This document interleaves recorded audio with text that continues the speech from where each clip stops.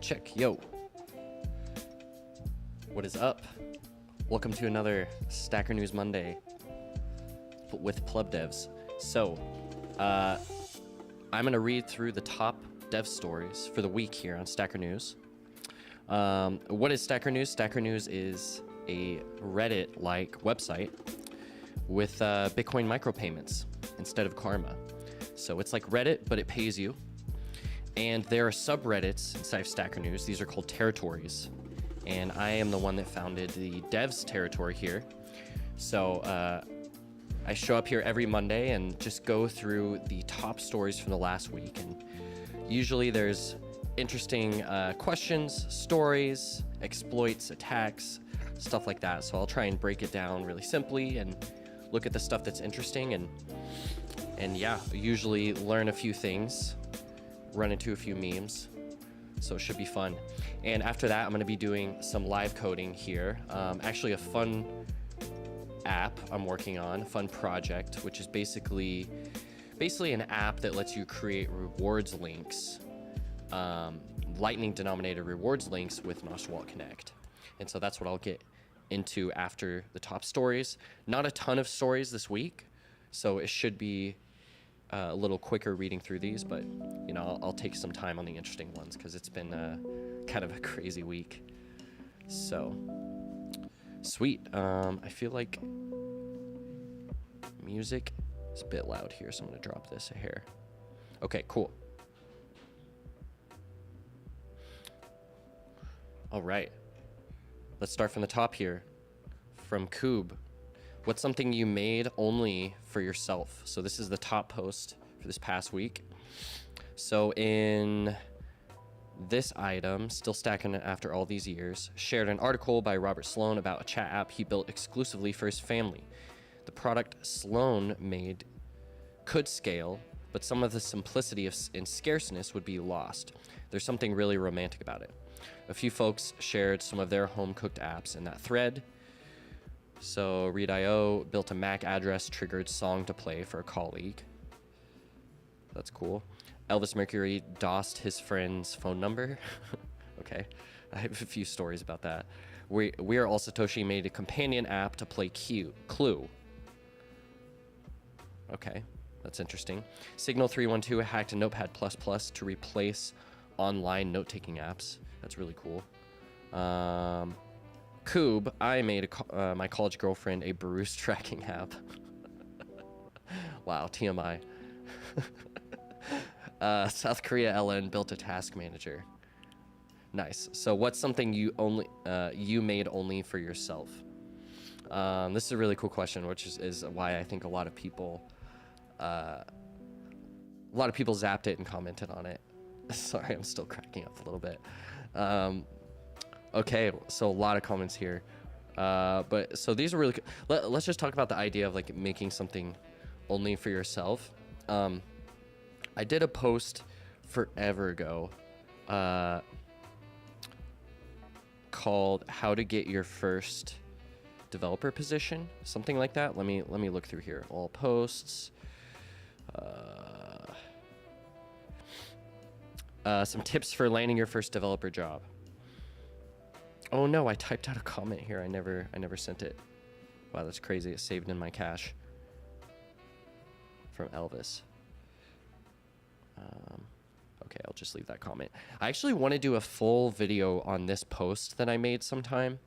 I've talked about these things before, but I kind of just like combine all these different concepts of, I guess, what I learned landing my first developer job into this post. But one thing I talk about is, so these are the 4 things you need to focus on: history of work, resume, portfolio, job hunt system.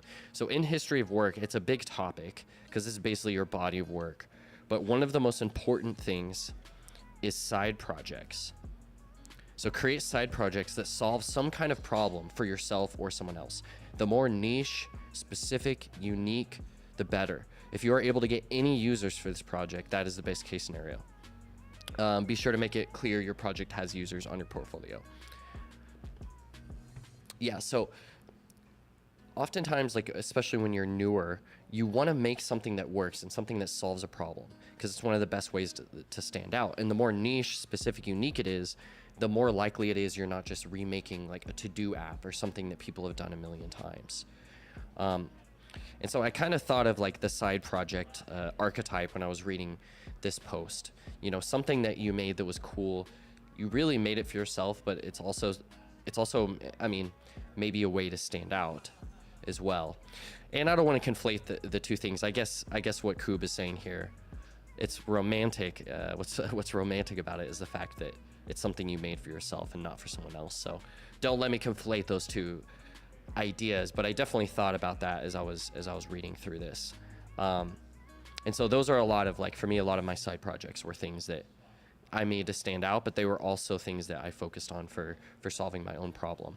And so an example might be like, there's someone in PlebDevs that made like a piggy bank Ellen Bits wallet for his kids, right? So that's a very specific and cool idea, and it's something that he can kind of show off and take experience from.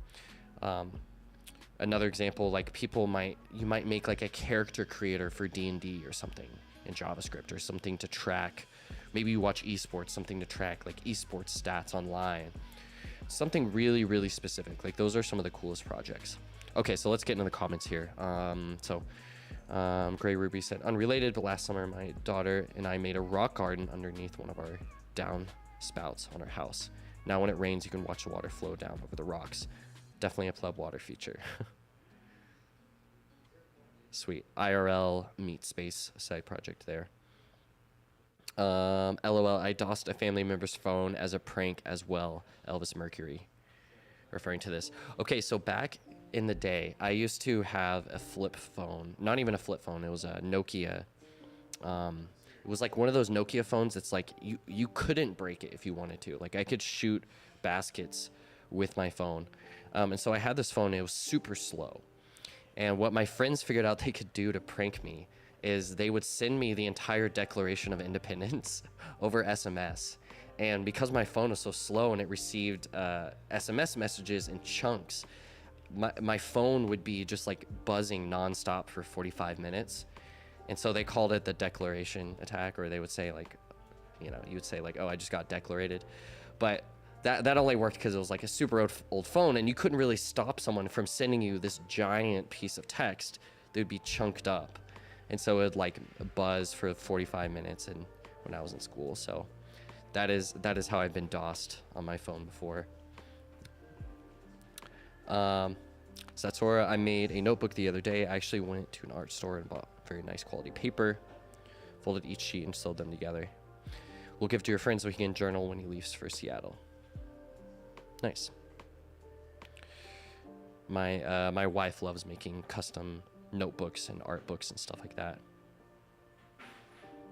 I love people are sharing definitely more than their coding projects here. Keptford built my standing desk I use every day in my office.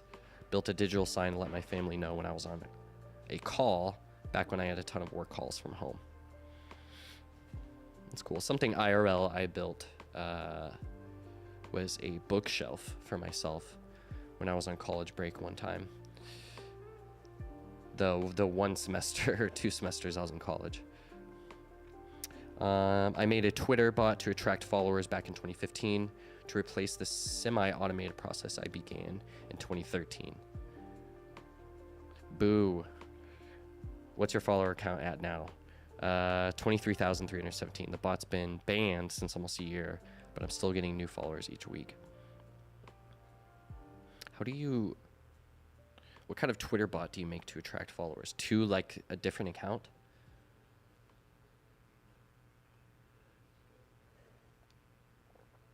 I built my own Stacker News client for Android from Felipe.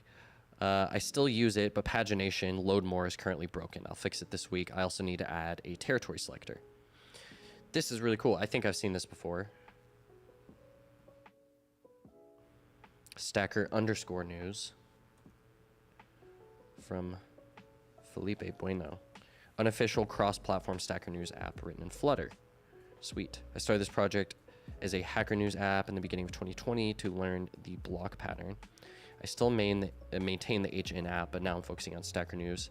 The code is really hacky and fragile, but it mostly works. I'll be slowly refactoring code to make it more robust and easier to maintain. Nice. So this is kind of crazy. I mean, there's a lot to implement with Stacker News. So, I mean, the fact that you did it in Dart and Flutter here, like, that is a lot to re-implement. I mean, it's nice that it's already done, but that's a ton of work. So shout out, but man, a cool project to like stand out with, and seems like something he just made because he was curious and wanting to learn this pattern more. I don't know what the block pattern is, but was also just a fan of Stacker News. So that's awesome. Gotta give that a zap. I already zapped this post. Let's zap some people along the way. Gray Ruby, Kepford, Satsora, let's go.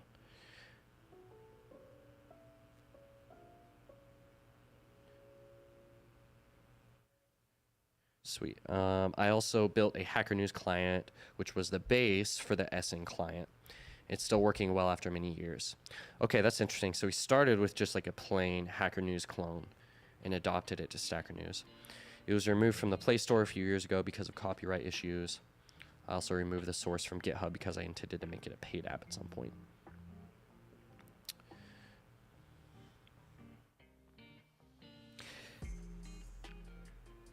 The legend EK. When I got into crypto, I started to write my own password manager with Python. I called it MyPass. Good name. And it had a TUI with in curses. I don't know what that means. I thought it was okay to write my own password manager because I didn't intend to roll my own crypto. I stopped because I never used it myself because there's always something missing before I would use it. Nowadays, I just self-host with Warden. Bitwarden CLI is still horrible. I also tried to write my own MyFitnessPal app without bloat. When I got into the other crypto, I started to write my own coin tracker. Turns out I never made anything that I actually used. Nice. This is definitely the case for me. When I was reading this, I was thinking of a bunch of projects that I had started, but a lot of them I didn't finish, especially the ones I was doing for like myself, which is sort of sad. I guess getting a job and making money kind of took first priority. But yeah, something I did early on and I never finished. Let's see if it's still here in my repos. It was called Question Me. Question. Oh, I spelled that wrong. Question Me. Yeah. And so this was going to be a like, yeah, there's hardly anything here.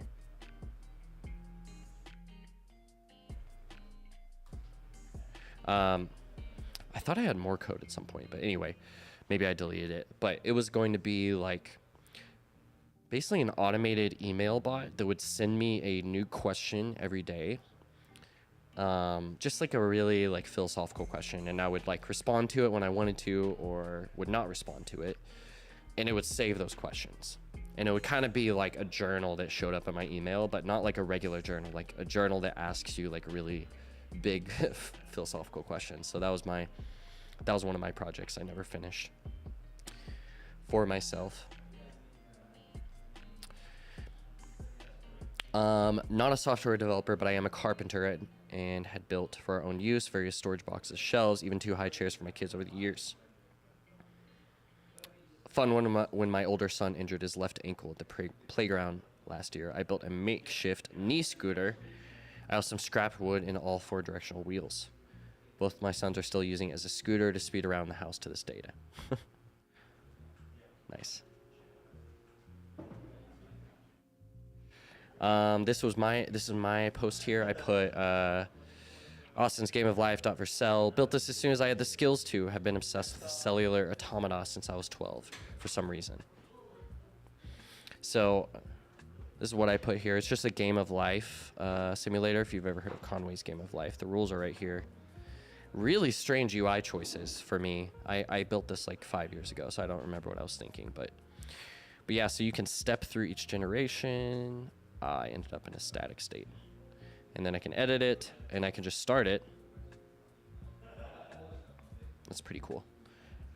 So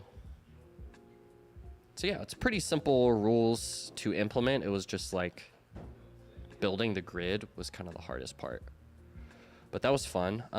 Something I should have put, though, which would have been a better answer, is my original first like side project that I was really passionate about was FB Explorer. Let me find out my repositories. And I did definitely build this for myself, but I also wanted other people to try it. FB-Explorer. Here we go. I wonder if it's still live. No, it's not live anymore. Terrible. Okay. Yeah, but it was basically it's a web app that allows users to log into Facebook, download their data, drop it in, and explore it in native HTML format. And so it basically was like a private way to download, a private and easy way to get all your Facebook data and then explore it locally. So I was like really interested in grabbing all my data from social media and like storing it. So that's kind of why I started to build this app. So sad that it's not up anymore though. Maybe it's in my Vercel. I have so many projects here. No, I must have undeployed it. Oh no, wait, here it is. Last deployment was 747 days ago. Damn. Maybe it's still live on this URL. Oh, it is. Sweet. Okay, so here's what it was. So FB Explorer lets you reclaim, search, and explore all your Facebook data. Nice. So you log into Facebook, download your data, and like this is how I did it. You have like, I had to give you instructions at first. I built a later version that was a bit more automated, and then you drop your data in and you can explore it. So it was pretty fun.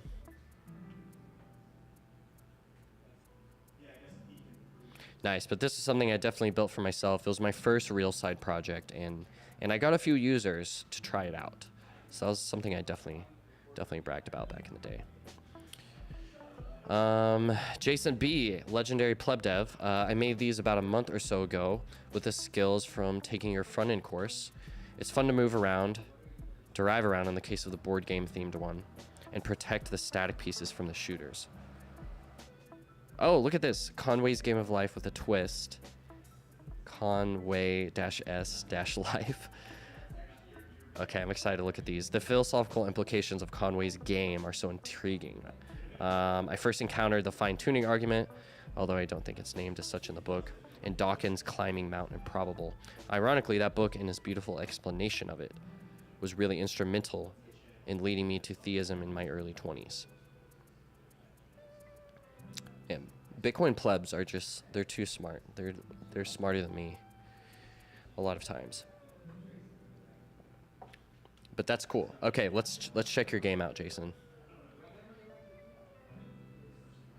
Whoa, use the arrow keys to disrupt the game of life.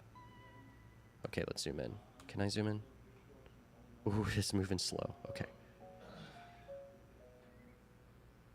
Oh, oh, look. So we are this white dot in the middle, and I can move it across the cells, and it like acts as an invincible cell. That's really cool. So you can disrupt the other ones and see what happens. Wow. Very cool idea, Jason. Man, talk about a niche idea, right? You take something that's already niche and you like put your own unique twist on it.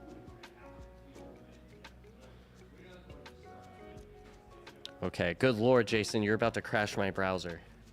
We gotta, I don't know if you're storing all of the graph states in state or memory or something, but no, that's awesome. Okay, let's check this one out. Use the arrow keys to play Conway's Game of Life. Whoa.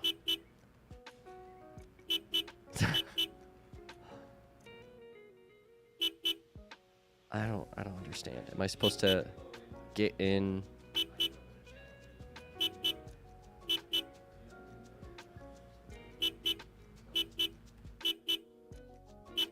I don't understand how I win. There's no instructions.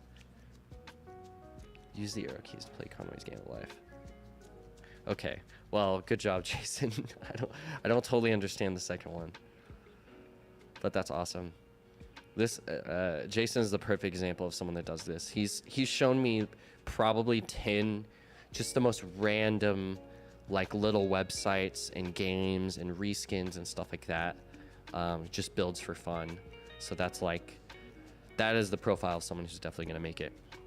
Have you read A New Kind of Science? I read parts of it a long time ago, but Wolfram feels pretty strongly about this.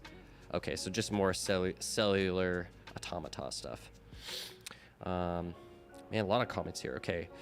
Lumor made a timer app with full screen start-stop touch area for Wim Hof breathing exercises. Okay, based. Hitting the small circle on the built-in app was lowering the precision of my breath hold time measurements. Wow. Got cold after a few weeks and never really got back into it. A few months later, my iPhone 6 died. Got the suspicion that maybe my app was somehow always running in the background, wearing it out. Didn't let the Apple Store guys in on my suspicion when I went to replace it. iOS was probably already killing background apps by then, but I'm still not sure. Damn, that's scary. I haven't really, I've done a lot of native development, but I haven't released a lot of native apps, but that's like a terrifying thought that you have like just a tiny memory leak that keeps your app open. It just like kills the phone slowly. This is a cool idea though, but that's crazy. So hitting the small circle on the built-in app was lowering the precision of my breath hold. This guy is a gamer. Okay, cool app, Wilmer. No stranger. A deterministic password manager, PWA. Okay. That stands for progressive web app, if you don't know. A progressive web app client for MiniFlux, which is a cool self-hosted RSS feed reader. That's pretty cool. I want to do more RSS stuff. RSS is an overlooked open protocol. A very cool one. A CLI habit tracker for tracking burnt calories and water drank daily. A CLI file-based note-taking app for work and myself. Do you all want to take notes in a CLI? Some people love CLI apps for note-taking and like, I don't know, task management stuff. We have a friend here in PlebLab who's telling me he built like a time-keeping app, a CLI app for his contracting work. And I was like, man, why don't you just use the built-in timer? But that's cool. That's cool. A TTS PWA for when I couldn't talk for a while after tooth surgery. Whoa, TTS, so text to speech. That's crazy. A digital version of a board game for playing with my family. Nice. A retro gaming setup. Also wrote about it here. Nice, like a custom Raspberry Pi 3, Android phone, Linux desktop. Whoa.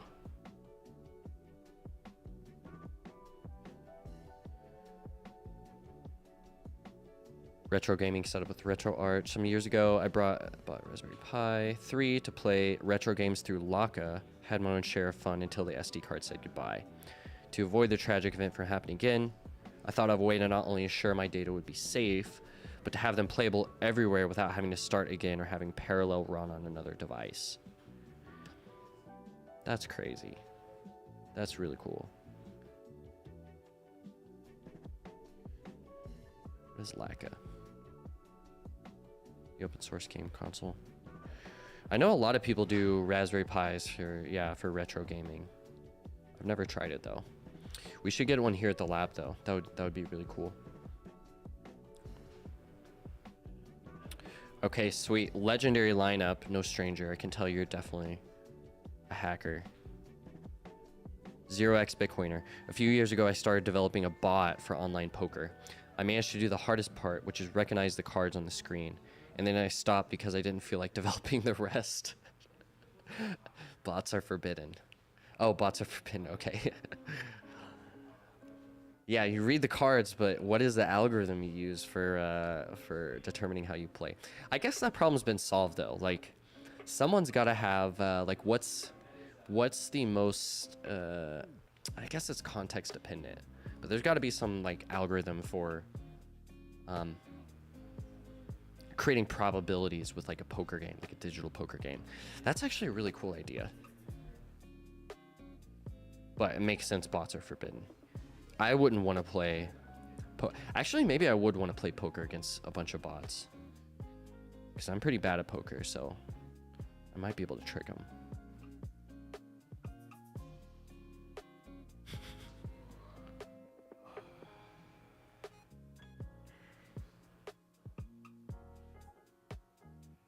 Okay, I have to ask, was a Bruce tracking app, Coop? Yeah, I feel like there's an indie film lurking in this offhand remark. She wanted to take pictures of her bruises. I was turning out apps at that point and I wanted more practice, so I asked her for a request and that's what she said.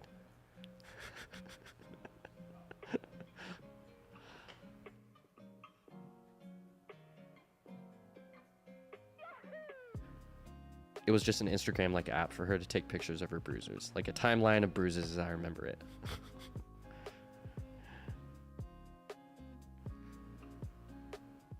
Okay, nice. Okay, that was a fun thread.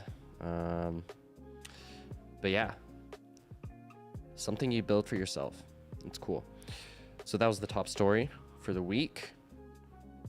Let's get into the next one here from Nerd to Ninja. Good UX versus beginner-friendly design.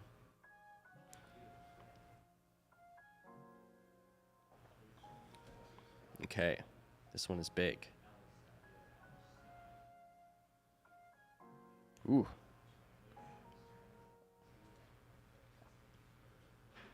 Okay. Let's see what we can get out of this. All right, user experience, UX, is how a user interacts with and experiences a product, system, or service. It includes a person's perceptions of utility, ease of use, and efficiency. Improving user experience is important to most companies, designers, and creators when creating and refining products because negative user experiences can diminish the use of the product and therefore any desired positive impacts. Conversely, designing towards profitability as a main objective often conflicts with ethical user experience objectives and even causes harm. User experience is subjective, however, the attributes that make up the user experience are objective. Wow, okay. Last year, I wrote a not very long at all article about what makes something good UX. The main feature was actually just to link to a video about how people who don't play video games learn how to play video games. And in that video, The Legend of Zelda Breath of the Wild was preferred by beginners because of its natural tutorials that guide the user into understanding how to do something when the context for it applies, showing how to pick up a stick when the character is next to a stick. This may have given the impression that this game had good UX, but in a comment in that thread, I posted another video that details how the button layout associations confuse an experienced user. Why did I throw my weapon when I was trying to use Ultra Hand? So this article is dedicated to things that have great UX and terrible built-in tutorials or none at all, and therefore are not beginner friendly. By dedicated, of course, I mean I have 3 examples. If you have more, feel free to share them. Okay, I need to read that again. So this article is dedicated to things that have great UX and terrible built-in tutorials or none at all, and therefore are not beginner friendly. Okay.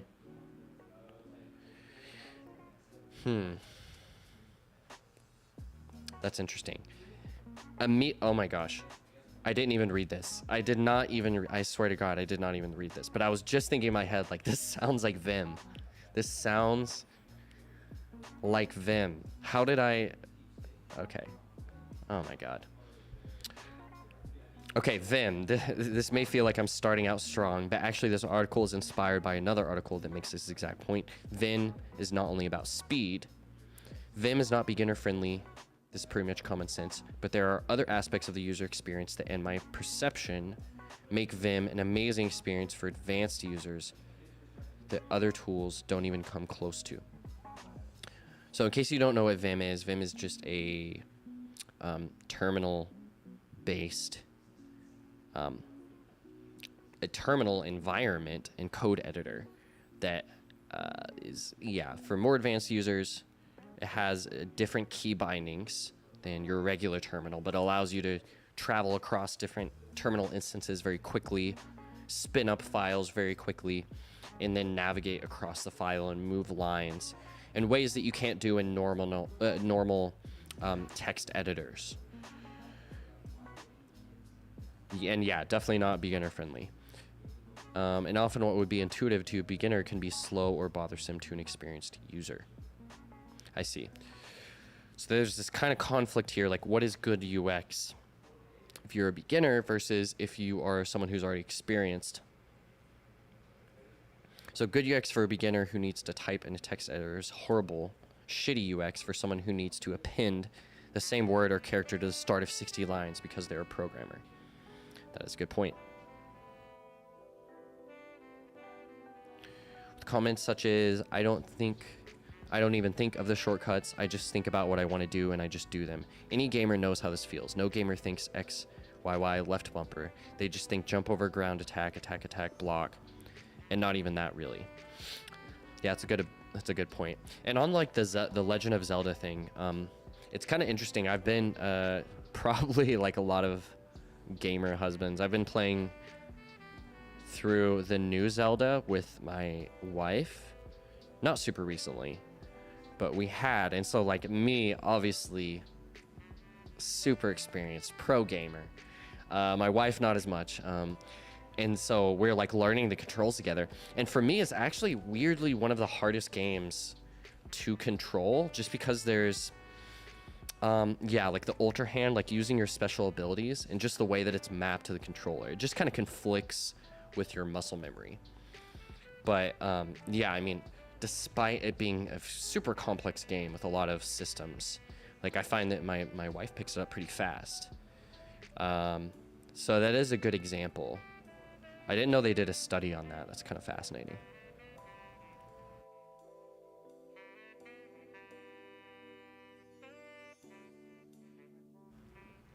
Okay, so Vim is our first example of good UX, but bad for beginners. Hyperland. I've never heard of this. Okay, I didn't write this to flex my NixOS Hyperland install. Okay, so NixOS. It's not even very well configured, LOL. But when it is configured, it's the best UX ever. It's not even stuff you couldn't do on Cinnamon, Mate, Windows, but just the way it uses things like alternate desktops and window switching, and just puts them the way you would put them on other systems in the first place, with the option of free float windows and not just default behavior. Just makes it so good. Other desktops are actually cumbersome to use in comparison as a result. So is this like a GUI or like what do they call it? Like GNOME or something like that? I'm gonna watch this video. Let me pause this.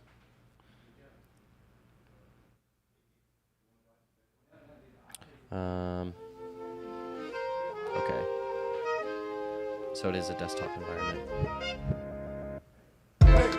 Yeah, Vic said he want that blue collar rap. Man, how I'm supposed to bring that blue collar back? I guess Groggs is Fonte and I am early A. Cause I ain't Big Pooh, man, that nigga kinda lame, yo. Had a nappy, had a nigga on a payroll. Had an S on his chest, it's the Muppets. I can't wait till I can get to stunting. Get a Tesla, take it to West Coast Customs. It's nothing. Me and my niggas get it jumping. They asking for a brother at the door like Lauren London in front.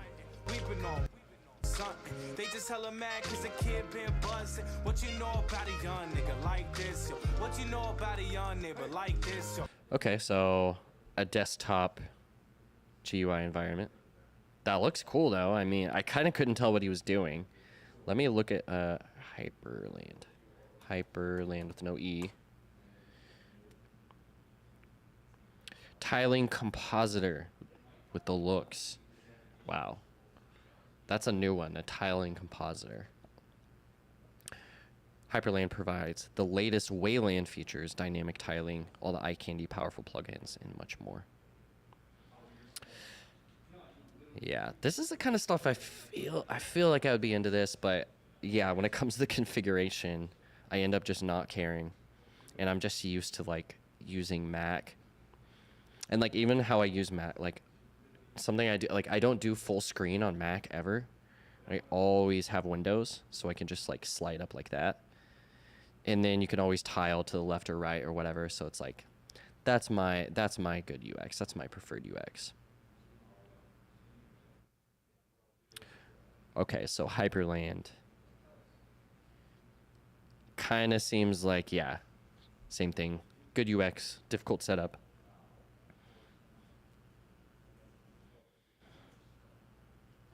Vim, Hyperland, and Bitcoin Core, it looks like here, is his final example. Look at that beautiful UI from Bitcoin Core. Oh my gosh. Don't we love that? Default button styles. Yeah. Okay, Bitcoin Core, which usually looks like a Windows 95 program, looks kind of modern on Hyperland. What isn't shown in this Hyperland demo video is how if you want to set up another program to share the same screen space as the program you're working on. And you know normally you have to drag it to the edge of the screen. All of this on Hyperland, you hover your mouse over the program, hit supermod, aka the Windows key, blah, blah, blah. And bam, it's on the same screen as the other app and out of the other app's way. Okay. That's not 3 examples. This is 2 examples, right? I have 3 examples. Vim and Hyperland. Okay, but I agree. The Bitcoin Core. Bitcoin Core, yeah, I mean, if you're a beginner, definitely don't know what you're looking at. But as an experienced user, like I find myself returning to Core and I just know what I need to do immediately. But very cool write-up. Nerd to Ninja. You deserve some more zaps on this. I'm going to give you some more zaps. Hella zaps. And yeah, Signal 312. For any discussions of user interface, I got to throw this book in there. Don't Make Me Think. I've heard about this book. It's a standout, short but amazing read on usability testing. The title encapsulates the gist of the book. Nice. I love it when the title of a book is also like basically the thesis of the book. Okay, so that was a really cool write-up from Nerd to Ninja. Thank you, my friend. Go back here, and I need to check my phone, which is also my camera, because it said it's about to die, but it should be plugged in, so just one sec.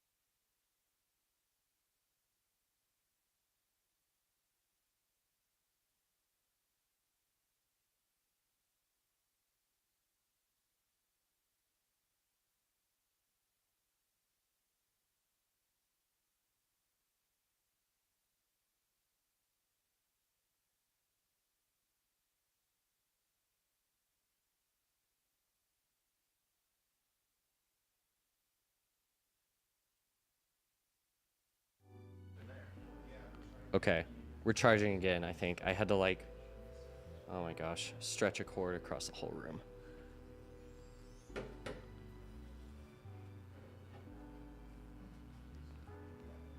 Okay, that should be good.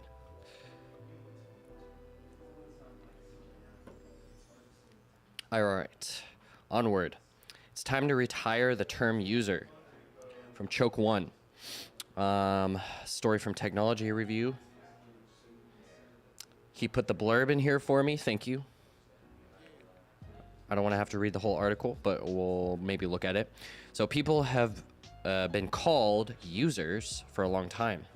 It's a practical shorthand enforced by executives, founders, operators, engineers, and investors ad infinitum. Often it is the right word to describe people who use software. A user is more than just a customer or a consumer. Sometimes a user isn't even a person. Corporate bots are known to run accounts on Instagram and other social media platforms, for example, but users is also unspecific enough to refer to just about everyone.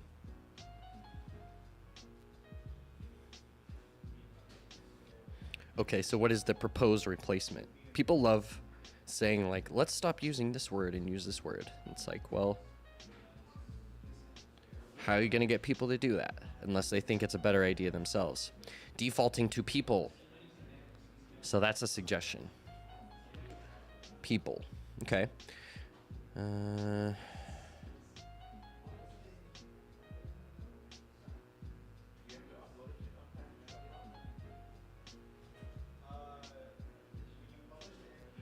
I recently met with a founder who cringed when his colleagues used the word humans instead of users. He wasn't sure why. That's kind of funny.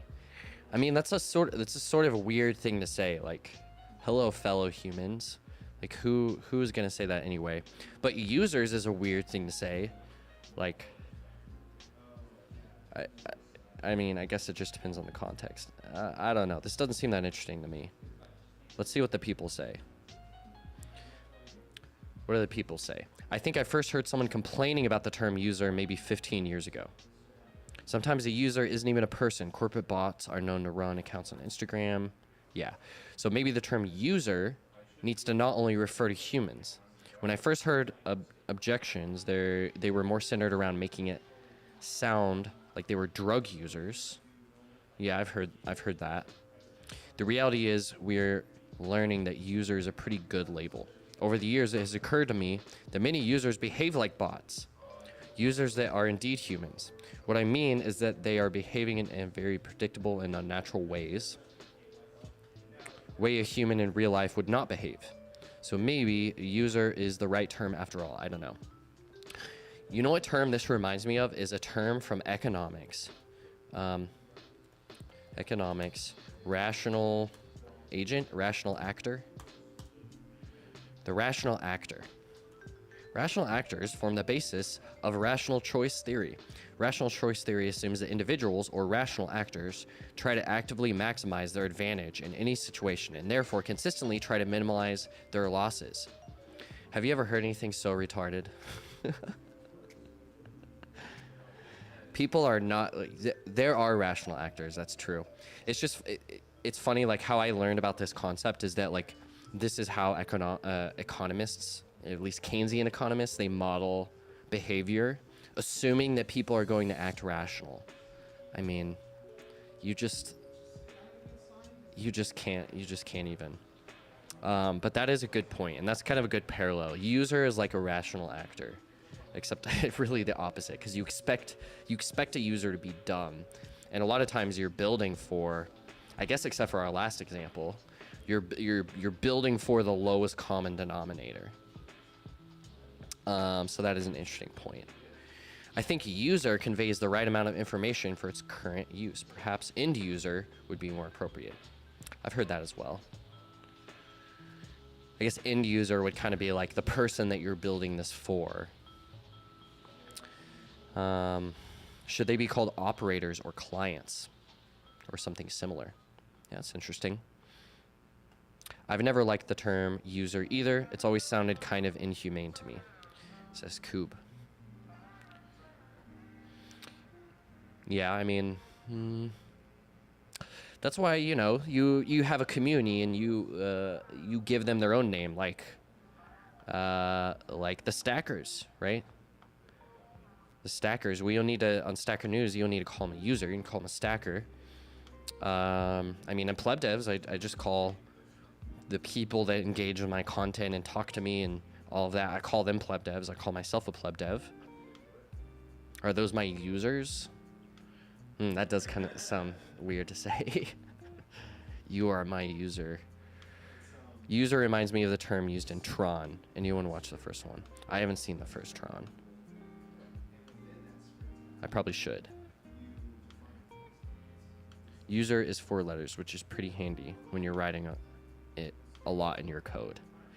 That is a very good kind of left side of the bell curve point. Like, I don't want to call, like, operators. Like, I'm going to get that mixed up with a bunch of other shit. Or clients. Operators or clients, those would be terrible in the coding context. Okay, my first reaction is who cares, but the crux of the argument is that we're lumping human users and bots and all sorts of other interactions in the same metric. I agree that there should be a distinction to the extent that it's possible to separate and identify them. It's interesting, even though this word is also being bastardized currently, the term agent, referring to really what is normally a bot, it's something that's kind of overused, but like, you know, that could be, you could have users and agents, right? And the agents are just the programs or whatever that are interacting with your product. Like, I don't know. T Magioni. Hey man, thanks for your content. I was searching for something like this. Awesome. Well, thanks for joining. Check out PlebDevs YouTube. We have, there's a ton of content on there and I hope it's valuable. So thanks. What was I saying though? Agents. Yeah. So I would like that term, like agents, like, and maybe you have a flow for how agents would interact with your product. Maybe you would have a flow for how users, AKA real human beings, supposedly, want to interact with your product. I mean, if that's the main point, as Simple Stacker is saying, thank you. If that's the main point, then I don't know. I guess that kind of makes sense. But generally, it's just labels for me, so it doesn't mean that much. But okay, thank you for posting that story, Choke. Interesting discussion. Next up, PlebDevs workshop, Voltage and Mutiny Net. This was a workshop I did on Saturday about the new free Mutiny Net nodes that you get on Voltage and how to build a Lightning app with them. Some people got confused with this, and I should have specified further. But in case you don't know, Mutiny Net, it's just another test net for Bitcoin. Specifically, it's what's called a SIGNet. And it's a test net for Bitcoin that's made for developers. It's made to be a little more friendly and easier to use than the traditional test net, right? So that's what Mutiny Net is. But then Voltage has just launched the feature of, let's go to voltage.cloud. Maybe in their blog. Yeah. So Voltage just launched a free Mutiny Net nodes that you can spin up for development. Right, so this is just a huge deal, and it's why I did a workshop about this, because traditionally Voltage, you want to spin up a node, you need to pay for it. It's still a very good product, a very good deal, but you know, you're not going to do, if you're a dev like me, you're not going to do that until you're going into production. But now with Mutiny Net and with these free Mutiny Net nodes, you just need an email sign up, and you can spin up, I believe, up to 3 Mutiny Net nodes and start developing with Mutiny. And so this solves a huge problem with kind of getting the development environment set up for building Lightning apps. So that was mainly kind of, I guess, the problem and the audience I wanted to address in this video. And so yeah, it was pretty fun. We built like a Lightning node dashboard / wallet, and we actually connected 2 Mutiny nodes to each other and had them open a channel. And they're still live, right? Because they still continue to live on. So it was a really fun workshop. Okay, best way to fund Bitcoin development. This is from OT. Okay, what is the best way to fund Bitcoin development into the future? Give BTC to OpenSats or HRF to distribute. look up devs working on projects you like and donate to their address. I would say yes to both, but it's probably not the question. Let's see what the people said. Let's see what the people said, and then I'll give my thoughts. Maybe I'll give my thoughts. I don't know. I don't know if I want to speak on this. There's been a lot of discussion lately about, I don't even want to say discussion, maybe some conspiracy theories around funding and Bitcoin development, which is understandable, but okay. So Redentor says, I'm probably messing that up, value for value or paid services, LSP, CoinJoin, P2P coordinator, etc. Interesting. He points to paid services, and he's pointing to a different Stacker News post. What does this say? Services directory. Oh, he posted this. This directory indexes various kinds of Bitcoin-related services, mainly related to usability and privacy. This directory also includes miscellaneous projects related to Lightning, Liquid, Cashew, Fedimints, and even Nostr. Super cool. Wow. Where was this posted? Bitcoin Beginners. Nice curated list. Spending related services, internal liquidity providers. So it's not just exclusively paid services.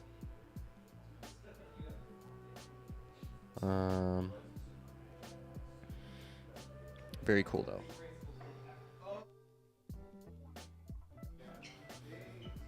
Okay, so value for value or paid services. What developers accept value for value? I mean, like you can do it on Nostr. Like I post on Nostr. I post my workshops and stuff on Nostr, and people zap me sometimes. But there's not exactly a clear value for value pipeline for a lot of devs. But of course, paid services. So buy their products, hardware wallet, OpenDime, etc. Yeah. Direct zaps is greater than OpenSats or HRF. Okay, that's fair. Yeah, so it's a good point. I mean, you can, a lot of these devs, they're on Nostr. You can just go and zap them, right? Or if they post about, hey, I just built this feature, like you can go zap them 100,000 sats and show them how much you appreciate it. That's cool. I would love, I mean, something that I was working on forever ago and I abandoned was Devster, where I was trying to do like a GitHub Nostr integrated platform. I did this last year for Hackathon with the legend Darren here from PlebLab. And one of the coolest things there was a lot I wanted to do with this, and there's a lot to say about this project, but one of the cool things that I was seeing in this is the fact that I could be posting commits. I could be posting commits to Nostr, and people could be seeing those commits in their feed and zapping them, right? So you can zap the exact piece of code that someone creates, or a PR, something like that, a branch, and really show your appreciation for that exact thing. So I thought that was a really cool idea.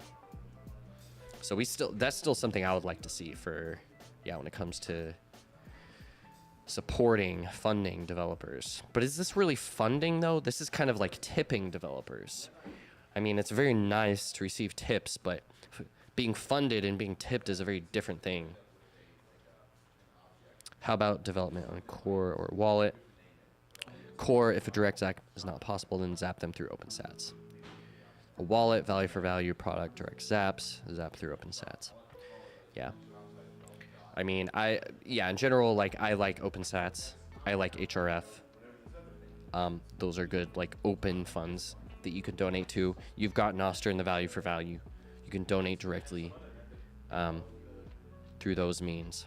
But yeah, I mean, what other kind of Rails would we want? Is there some sort of maybe peer-to-peer, like, dev list you could build to... I remember there was a, like, Bitcoin dev list... Bitcoin donation portal. So someone had built this before. It was kind of like, look, here's a list. All of these guys, some of these guys might not be the best at marketing themselves as Bitcoin core devs, but here's a full list of all of them on one page.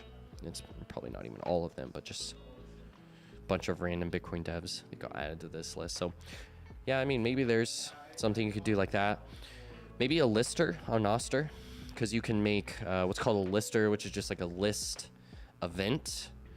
that lists out to a bunch of people, and you could have a big list of Bitcoin devs. And you could even do a zap split and zap all of them at once. So that's an idea.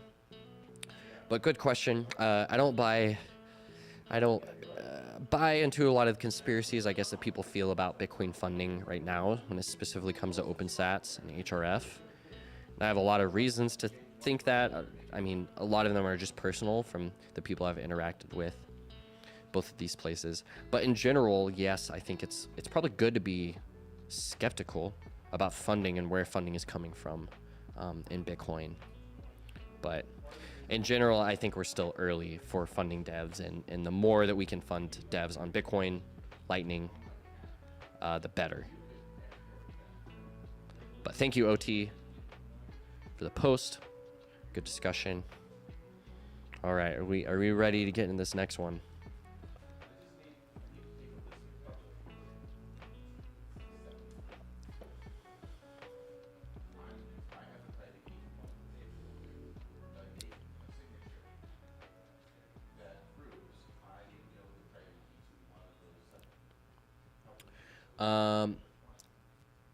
Comment. Okay, hey, I'm looking at your course, PlebDevs Course 2, building a Lightning Wallet backend, but I'm a senior front end with a nice knowledge on backend.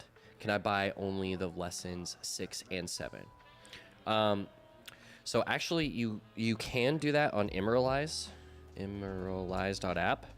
Let's see. I believe you can buy individual lessons. So if I go to Marketplace, that's Course 1, PlebDevs Course 2. Yeah, and then we have individual lessons. It looks like you can buy them each individually. So you can do that, and I have private YouTube video links as well. So I mean, I will send them to you. You can DM me, and I'd be happy to do that. And yeah, I mean, if you have if you're like senior front end, there probably won't be a ton of new things in here.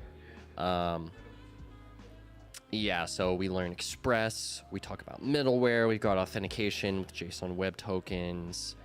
This is the Lightning stuff where we're talking about like Lightning dev environment. We're setting up our Lightning dev environment and kind of some high level intro to the Lightning network.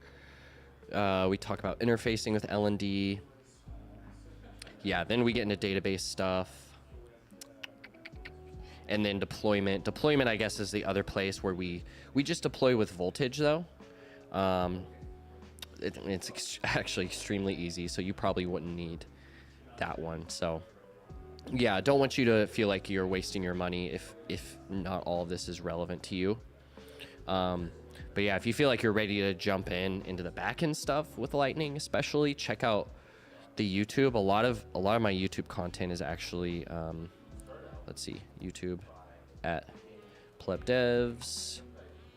A lot of this stuff is actually kind of intermediate, because I guess I'm expecting, I guess a lot of these are for people that have some basic coding experience, and it's more of like, let's build a project that does this. Let's build a project that does this. So building your first Lightning app is a good one. I mean, honestly, the one I did this past weekend is great. I definitely suggest using a MutinyNet Lightning node with Voltage. That's a great way to develop now. But yeah, and this one's also good. So 3 easy ways to interface with LND. I just kind of show you one way to set up a Lightning network environment, and then 3 different ways you can kind of talk to your Lightning node. So anyway, yeah, over answering the question there, but yeah, definitely. Thanks for checking it out. Okay, the big story of the week. I guess not the biggest big story, but one of them. Phoenix Wallet will be removed from U.S. app stores on May 3rd. So it's 4 days away from now. This is from Cowboy. Thank you for posting, Cowboy. And yeah, this is the tweet. So May 3rd, 2024, Phoenix Wallet will be removed from U.S. app stores. Users from the U.S. should empty their wallets. Here's how to do it on Android and iOS. We highly recommend not force closing channels, as on-chain fees could be significant. Good suggestion. So yeah, obviously the big story for the week let's just look at the top stories for the week across the whole website and look at, yeah, right here. So we have Samurai Wallet founder arrested for money laundering. So this is kind of the root of where this came from. And so if you don't know, Samurai Wallet was a privacy-based Bitcoin wallet, and they specifically had a service they've been running for many, many years called Whirlpool, which is a CoinJoin implementation that has a central coordinator. It's basically a way to obfuscate the history of your Bitcoin transactions. And they're arrested for money laundering despite never being in control of user funds. And so this was a big move from the US government. I mean, before this, we had seen them go after another similar protocol, but one on Ethereum called Tornado Cash. And they arrested the founder of Tornado Cash. I think he's still in prison. So kind of a huge deal. You've got people writing open source software and running servers, literally not custodying anyone's funds, but they're being held responsible for money laundering. And so Phoenix, seeing this, they were like, you know, fuck this, we're out of here. We're not going to risk this. We don't need this. But I don't know. There's probably a lot to say here. There was actually a take on Twitter I saw that was really good on Phoenix specifically. It was about Phoenix, like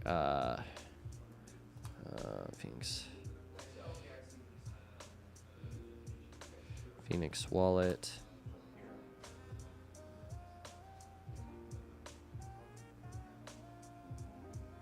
Okay, this is actually it. I found it. So Phoenix Wallet withdrawing from US was actually a great way to put up a fight.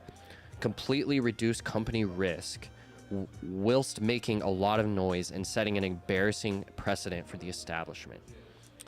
So that's a take. That is a take right there. Maybe true, maybe not true, but it kind of seems like this is our opportunity to be like, this, you know, this is unjust. We're going to set a crazy precedent and literally pull out of the US completely.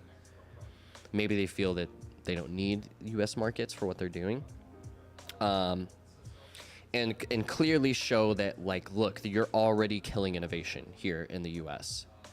And now you have U.S. Like, how often do apps block the U.S., right? Like, usually U.S. is the place where, you know, you would expect to be able to download any app. So I guess that's kind of a take to see how, you know, they're protesting this a little bit. They might just be trying to cover their ass.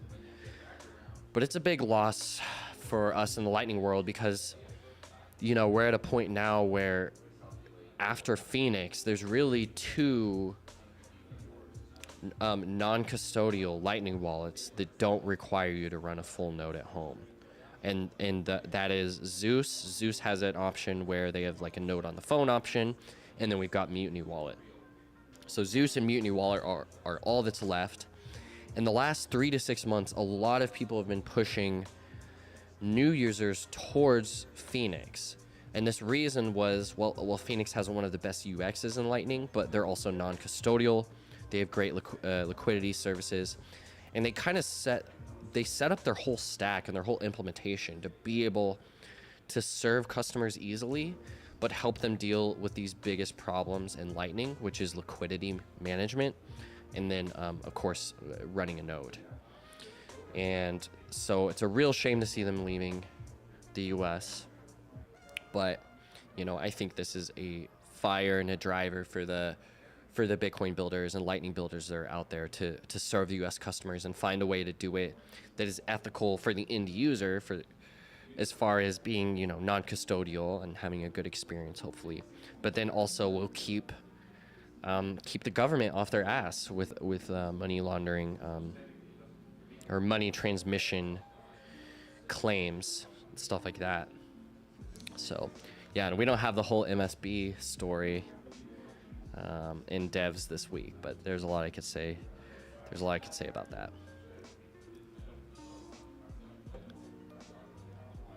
All right, let's see what the people say. The people are sad. The U.S. continues to decentralize Bitcoin. Yeah, this is true. I mean, really, as Bitcoin centralizes anywhere, the incumbent structure normally forces it out again, which is kind of a good thing. Keep the attacks going. That will only make us stronger. Maybe, or maybe we're gonna get wrecked. So maybe we need more builders. No, my favorite wallet to learn, grow, and move somewhere else, I suppose. Yeah, this is a sad state. A lot of Lightning users that are maybe just experimenters and enthusiasts that don't run Lightning nodes. They're just having to jump from wallet to wallet. A lot of these people were using Wallet of Satoshi before, which is also another Lightning wallet that's gone. I mean, we've got Albi, which I still use here, but Albi now you need an invite code to sign up for their hosted node solution. And of course, you can connect your own node into Albi, but yeah, so things are getting a little tighter around here. But my perspective, I'm still here. I'm still going to be building. I still think that what we want is the number of devs going up, the number of people that can build on Bitcoin and build on Lightning increasing.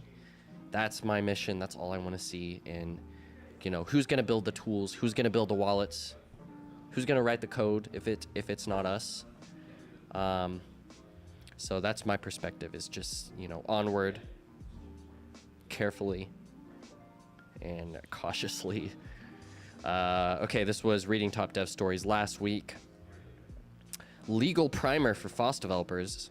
Maybe this is a good transition from Siggy. I've been taking continuing legal education courses to maintain my law license. I started hunting around for courses on FOSS and came across this free PDF. Some devs might find it interesting to check out. So this is from softwarefreedom.org. It was put out by the Software Freedom Law Center. FOSSprimer.pdf. Definitely a lot here. Can we get ChatGPT to summarize this? Let's see. Summarize this in a few bullet points. This is a lot of text. It might be too much context. Let's see. That message is too long. Yeah.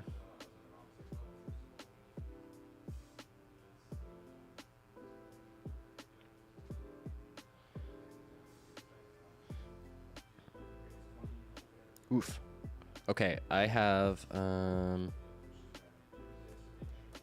let's use the other LLM. I've got Claude over here. I think it has a bigger context window. Let's find out. Can you summarize this in a few bullet points? And it should upload it. Yep. 1,875 lines. I love how I'm just, like, my requests are so unfair. I'm just giving this LLM like an 80-page legal document, and I'm like, hey, summarize it in a few bullet points for me. Okay, stop being lazy. But let's see what we got. So here are the key points. Copyright, choose an existing widely used open source license rather than writing your own. Okay, that's an easy one. Decide about what kind of open source license you have a process to manage copyrights. Consider forming legal entity like a nonprofit to provide liability protection and handle assets. Joining an existing umbrella organization is an alternative to incorporating independently. Patents, trademarks. If incorporating, choose a state. Assign governments, handle bookkeeping. Patents and trademarks. Yeah, okay. I'm actually not that interested in most of this stuff. Oh, okay. There you go. Thanks for sharing, Siggy. Thanks, Siggy. Software licensing is one of those topics devs have very strong opinions on. One of many, LOL. Yeah. For me, anything that's source viewable is that's pretty damn great. It only gets better from there. I mean, there's reasons why people do the what are they called? The licenses where it's open source. You can copy it, you just can't sell it. So, you know, people like to do those licenses. I don't have a problem with that, but, you know, whatever. State chains. Off-chain system for allowing user to spin a UTXO to another user. So this is a link to Bitcoin Ops. on state chains. This is just a generic post on state chains from Roll. A few comments here, interesting. I see some Darth coin, so that should be exciting. Okay, so state chains are a proposed off-chain system for allowing user, such as Alice, to delegate the ability to spin UTXO to another user, Bob, who can then further delegate the spinning authority to a third user, Carol. The off-chain delegation operations are all performed using signature adapters and the cooperation of a trusted third party who uses the L2 mechanism and their knowledge of every previous delegation operation to ensure each new delegation uses a state number higher than the previous used state number. These incrementing state numbers ensure an on-chain spin by the most recent delegate, Carol, can take precedent over spins by previous delegates, Alice and Bob, assuming the trusted third party has included the previous delegate to cheat. Wow. So, this is basically a way of allowing users such as Alice to delegate the ability to spin UTXO to another user, Bob.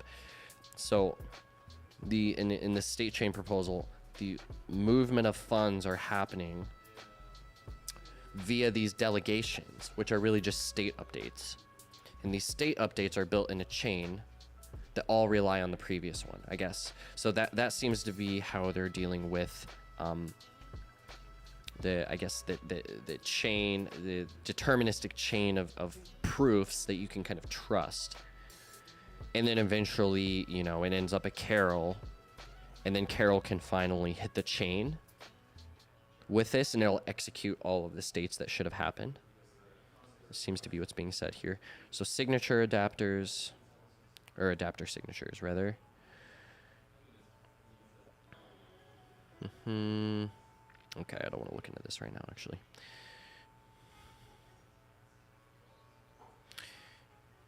And the cooperation of a trusted third party who uses L2 mechanism and their knowledge of every previous delegation operation. So I guess this trusted third party is kind of like an oracle. I don't know where the L2 mechanism comes in here, but you basically need to have an oracle attest to the chain of delegations. Okay. Although initially described for use with Schnorr-based signature adapters, there's been work to adapt the protocol to ECDSA-based multi-signatures and to use a decrementing lock time similar to that proposed for duplex micropayment channels rather than L2. It was to make state chains usable on Bitcoin without depending on any proposed consensus changes. That's actually kind of crazy. I didn't know that they could do kind of a state chain implementation with multi-sig, ECDSA-based multi-sig. But okay, a lot of big brain ideas wrapped up in this proposal. But yeah, really just another proposal to allow Alice and Bob and Carol to send sats to each other trustlessly without hitting the chain. So I'm curious to see where this progresses. I guess Mercury Layer is one of the only projects using state chains. But okay. Cool, I guess somewhat simple explanation of state chains. I kind of understood it.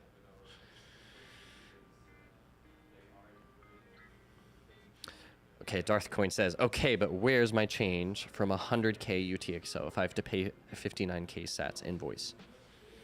It was a rhetorical question, and no, I will not ask to that email.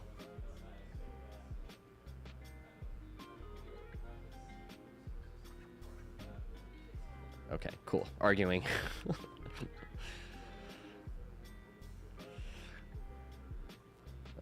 Okay, well, I guess that was a description of state chains. So, excuse to read it from Roll. Hold invoices or LN invoices, and we've got managing data at scale. Okay, let's check these last two out real quick. So, another Bitcoin ops. Hold invoices. I'll give you a few apps, but I don't feel like reading about hold invoices anymore. I'm going to get triggered. Managing data at scale from ASIC. Modern web scale applications require specialized databases to handle massive amounts of data. Relational databases alone are often not enough. Analytical databases optimize complex queries across large data set using column-oriented storage and aggregation. NoSQL databases provide flexibility beyond the tabular relational structure. Ironically enough, one of the Mongo, my first job, they used was like this big AI startup with a ton of data, and they used Mongo for everything. And you would have queries. Sometimes I would be running queries that cost $5, and I would just know like this query probably costs $10 right here. but I mean they didn't care. So yeah, I'm not super familiar with this kind of database scaling, but seems interesting. Okay, cool graphic. I don't feel like looking at it right now. But okay, thank you, Azik. All right, there we go. That is the top dev stories for the week. So not a ton this week, but definitely some interesting topics, interesting thoughts from the stackers as usual. So thank you for those that posted this week. And we're going to keep on rolling, keep on grinding as always. And I'll keep on showing up here on Monday and reading through the top dev stories. So thank you all for posting. All right, well, I'm probably going to get into some live coding next, but I might take a 5-minute break first. Read top dev stories. Or maybe we'll just get into it. Maybe we'll just get right into it.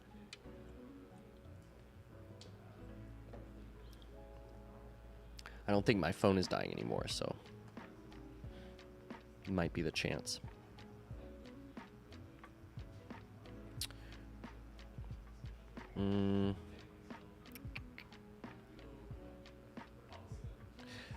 Yes, so yeah,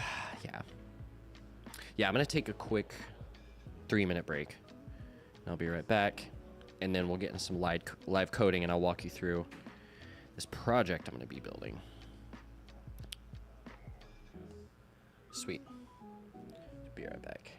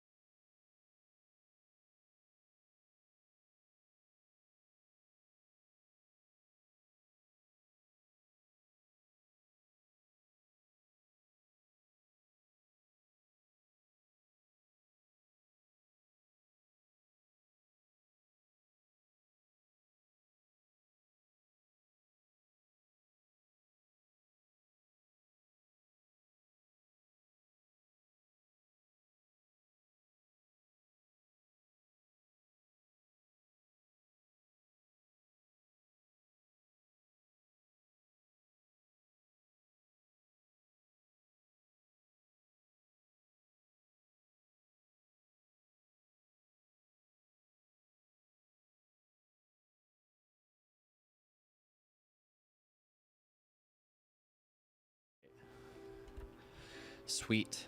So let's get into some live coding here. Oops.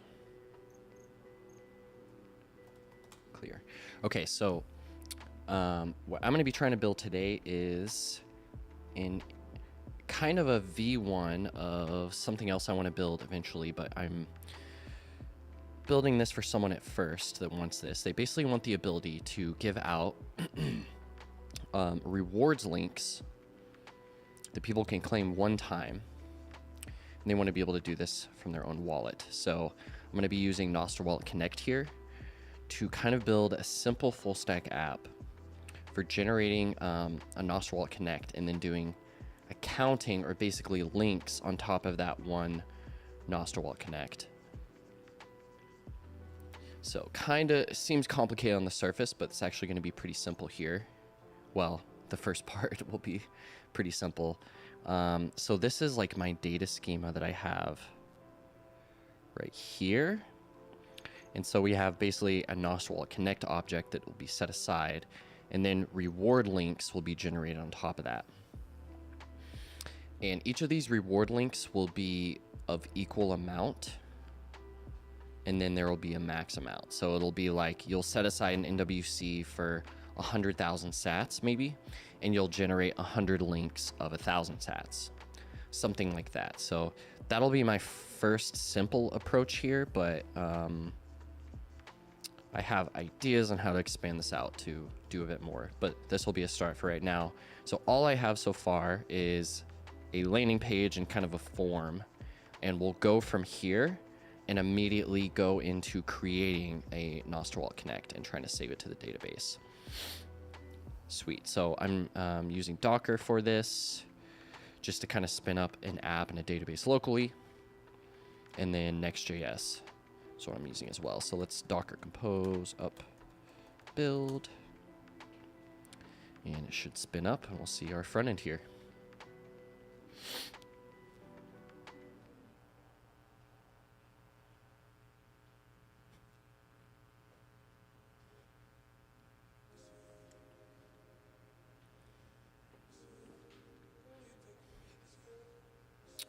All right, and we'll open up a local host 3000.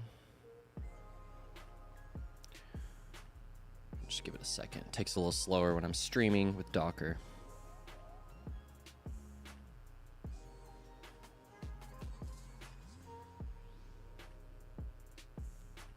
All right.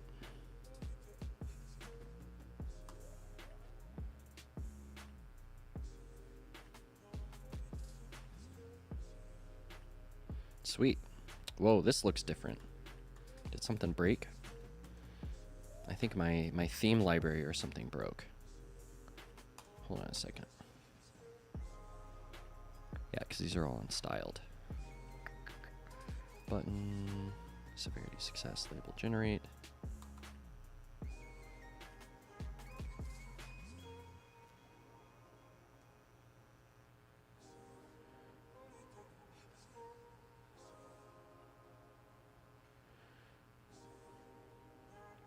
It's kind of annoying.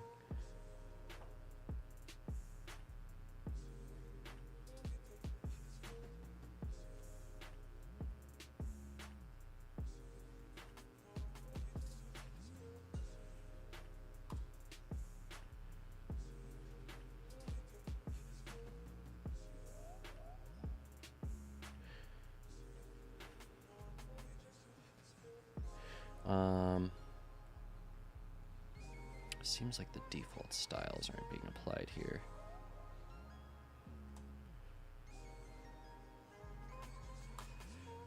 Yeah, so when I reload without that, what the heck? Okay, now it works, but not on reload. What the heck? Import.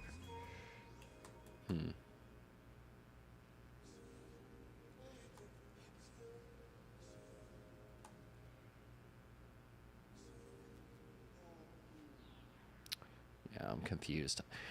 Probably getting something mixed up on the server side and the client side for how I'm importing this library, but I'm currently using Shade CN. It improves a lot of our productivity. Shadesian. That sounds familiar. Shadesian UI. This looks cool. I like dark mode. Okay, good amount of components. I'm actually using Prime React here. I like it mainly because there's a bunch of different components and it works with Tailwind. And so you can kind of go into the theming and like really grind down and edit anything, but it has good defaults.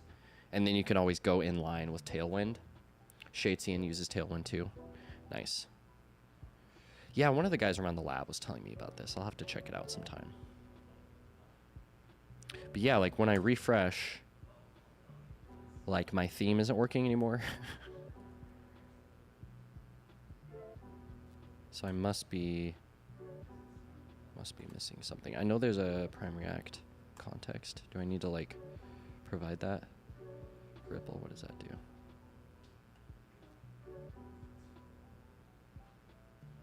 Yeah, I don't know. Oops. We'll forget about it for right now. Just want to get the functionality working, so we'll just stare at this ugly form. Okay, cool. So this is what I have so far. I have some example code for kind of initiating a new Nostrwall Connect right here. I just like grabbed this from another app and pulled it in. And so this is using, I believe, the Albi WebLN library. So let's pull that up first, because that's what we'll get first. So JS, Albi JS SDK is what it's called.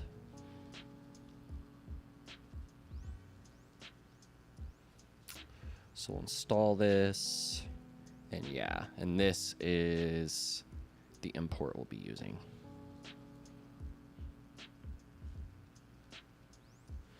Maybe if I like, oh man, I probably shouldn't screw with this.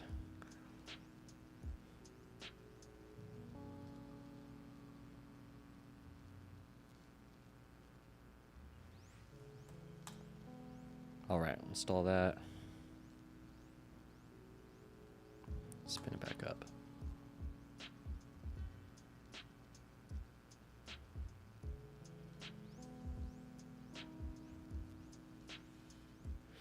Okay. So quick start example. So with WebLN, we can instantiate a new Nostr WebLN provider. Right here, load NWC. Okay, so we'll be generating one, so we're not going to be loading it.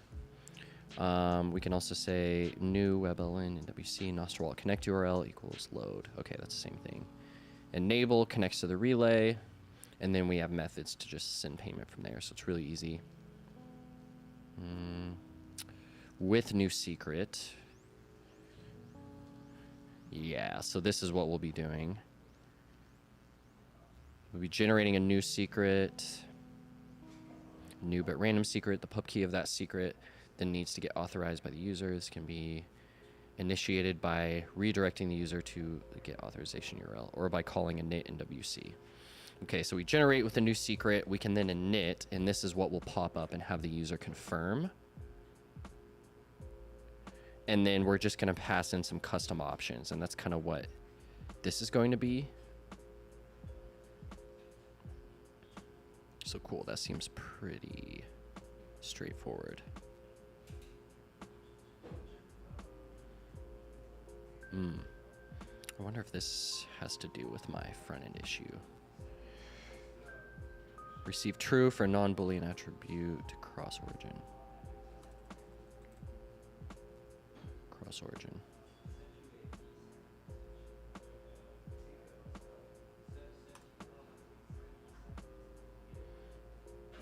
Okay. All right, so let's bring this code example in, and we'll just start to tear it apart, refactor it. So this will go into our handle submit. Something like that. Okay, so let's import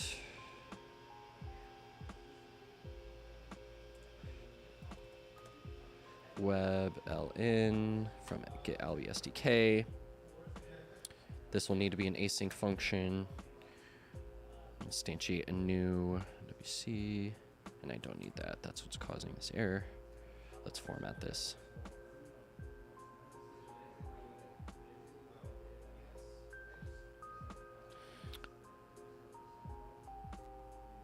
Wait, it has no effect here. Okay, so new NWC.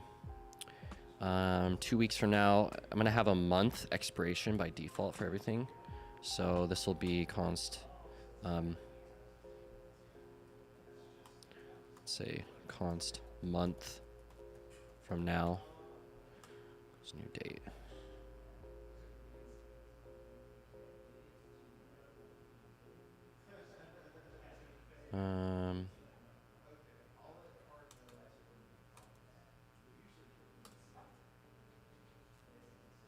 Wait, how was I doing this before? 2 weeks from now? 2 weeks from now dot set date. Okay.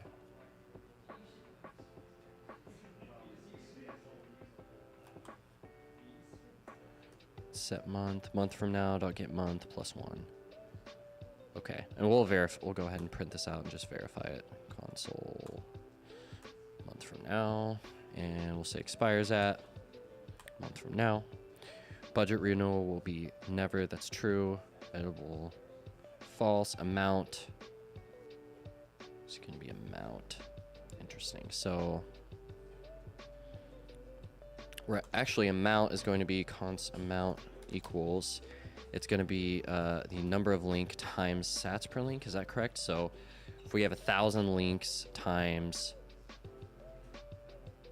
or 100 links times 1,000 sats, that would be 100,000.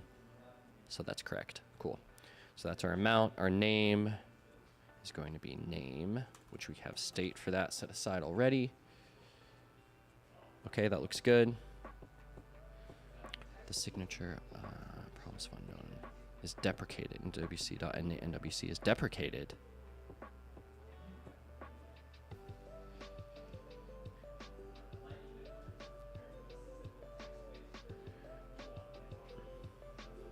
That's not what I want to see. And new NWC, yeah, with new secret. Okay, the signature options NWC promise unknown of news is deprecated.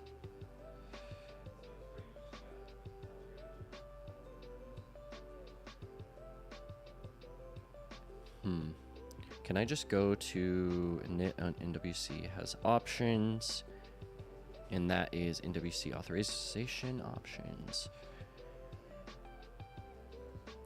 Budget renewal,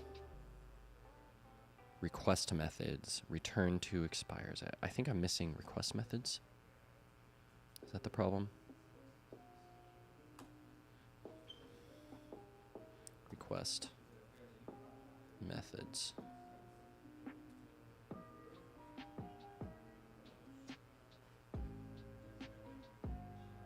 Please use client.init NWC. Where do we get client from? Client?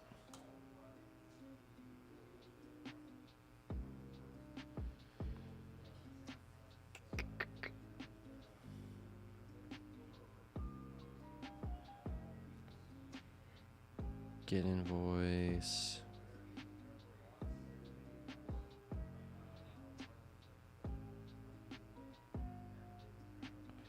Yeah, there's nothing here about NWC though.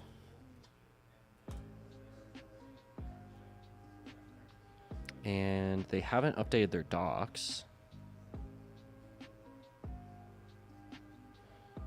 With new secret and knit, they're knitting it empty though.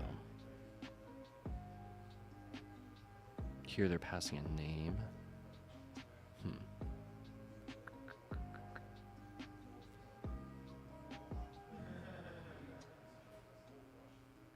Name.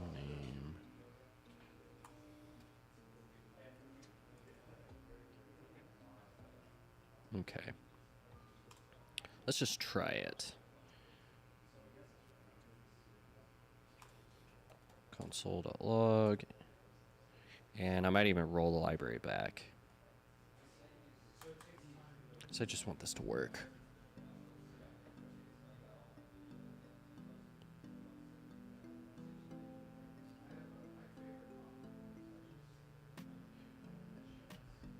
Okay, someone in the comments. Apologies if this comes off as rude. Self-promotion. I'm a game dev myself.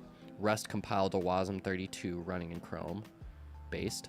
I'm trying to build a Discord channel of streamer devs interested in potential collab discussions. Would you be interested in joining? I mean, maybe. Yeah, I mean, I'm just out here trying to promote Bitcoin and Lightning and people building on Bitcoin and Lightning specifically. But I'm, interested in anything that gets more eyes and more people building on Bitcoin and Lightning. So maybe you can go to plebdevs.com and you can get into my Discord from here, or the PlebDevs Discord, and drop me a note, and I would definitely check it out.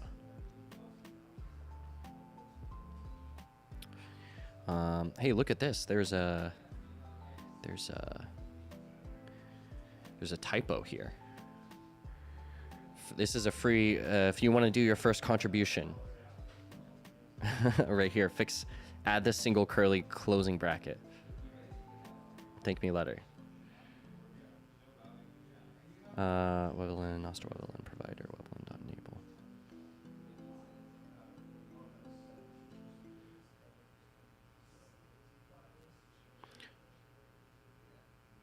Generate a new NWC. That's what I'm doing basically. Wait, get connect URL.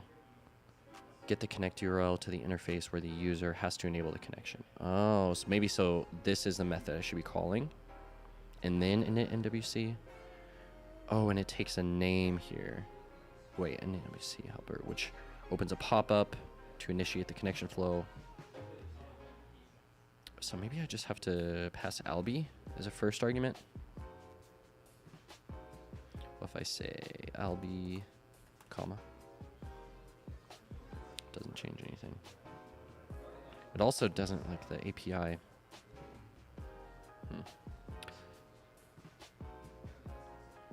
Yeah, let's just try it. Let's let it rip.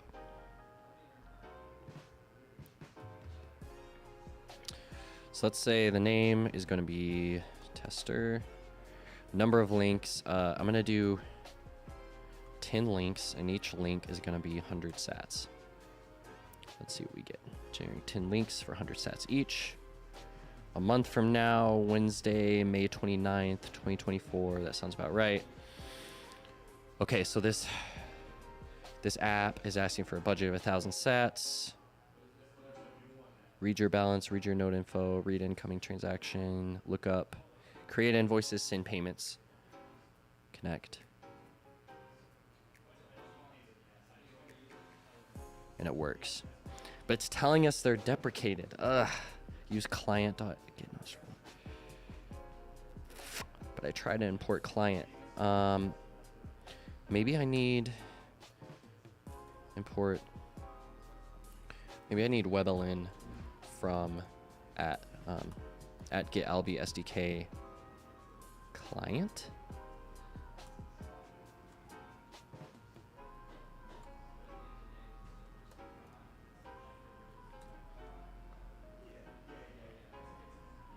Let's look in our node modules. At getalbi, no.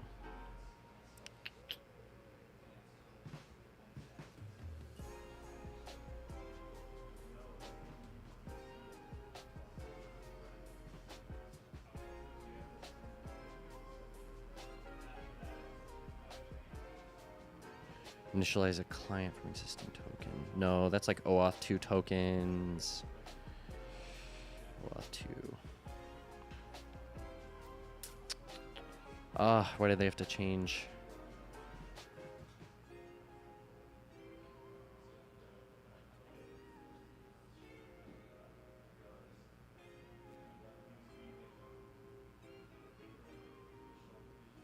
Okay, split NWC client and Webelin provider.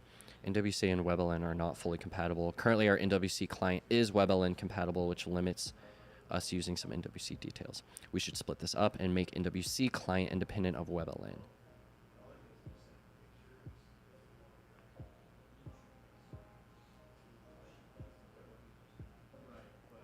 There's a PR.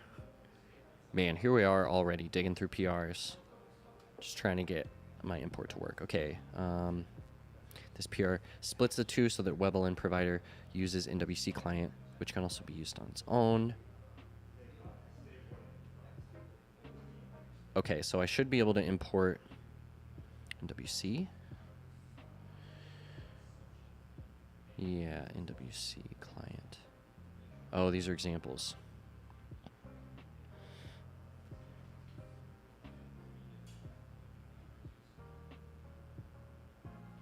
Multi-pay key send, pay invoice, examples.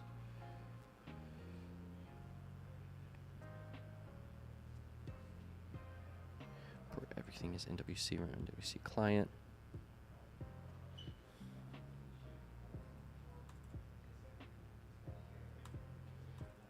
Can I do NWC? From SDK dist WebLN, and then what methods does this have? Init NWC. Okay, I think that's right. So everything with WebLN, let's change the name to NWC. C. And then our errors go away. Okay. Cool. Oh no, we forgot something. Module not found. Dist WebLN is not exported. Ah, crap. Okay, let's go into examples. Here.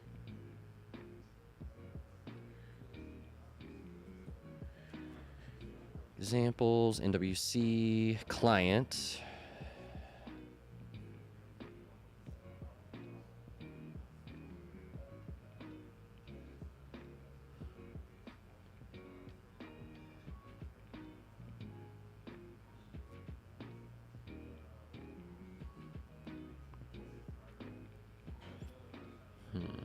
From dist in index. So maybe I need a lowercase NWC.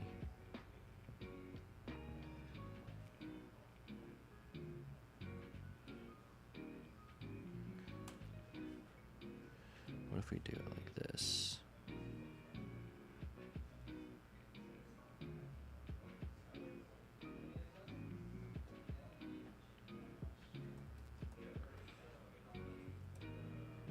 $100 per link.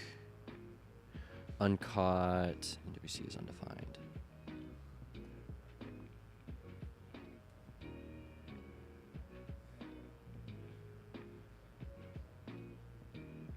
Okay, let's look into what we've got here. So, okay. So SDK slash dist slash WebLN.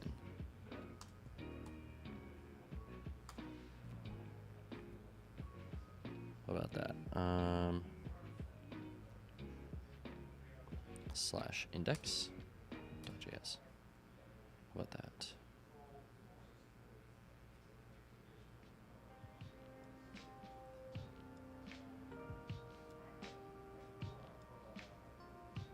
NWC client.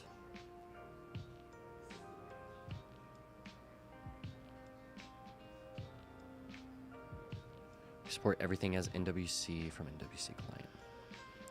Okay, I think so. I think it's actually just lowercase NWC. Good lord, from the base path.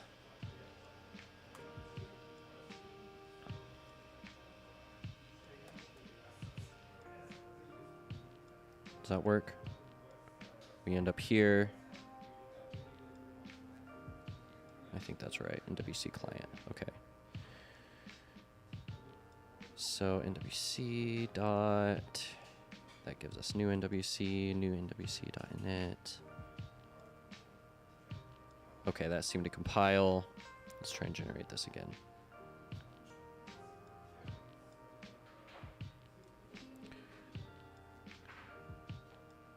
undefined. How do they not have this documented? Okay, we'll figure this out. Do see from dot/dist index.module.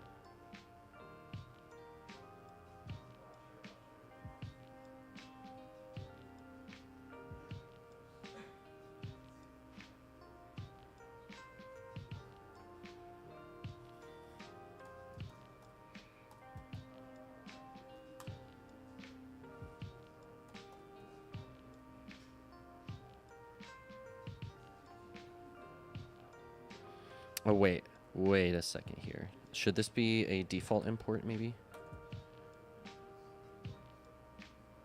No error.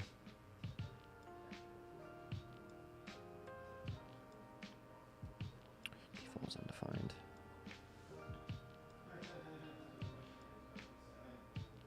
Everything is NWC from dot/NWC client.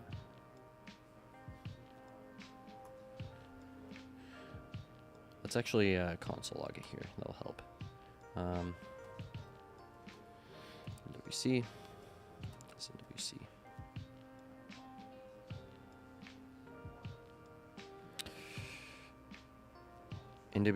NWC client. Okay. Okay, we figured it out now. So dot NWC client dot woof. So that should do it then. So clear, generate.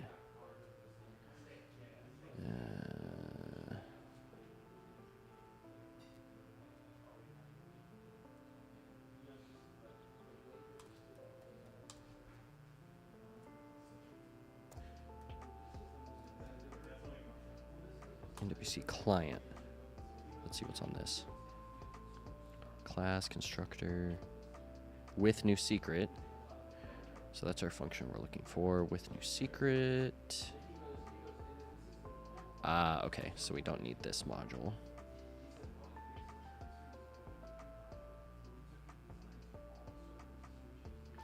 Sweet. Okay, we're not completely dumb. Let's go. So we got this to work now, and we're using the updated client, which I suppose is good. And I'm generating a new NWC. I should actually revoke these. You all are literally going to steal my money on this stream if I don't revoke these, I feel like. I have a bunch of... Oh, God, and they're not organized.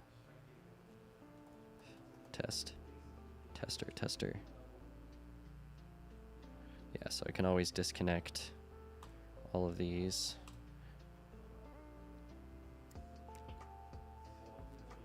Disconnect.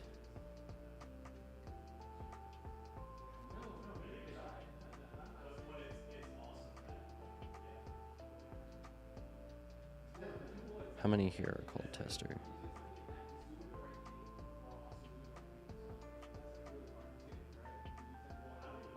Okay, that'll work. Sweet.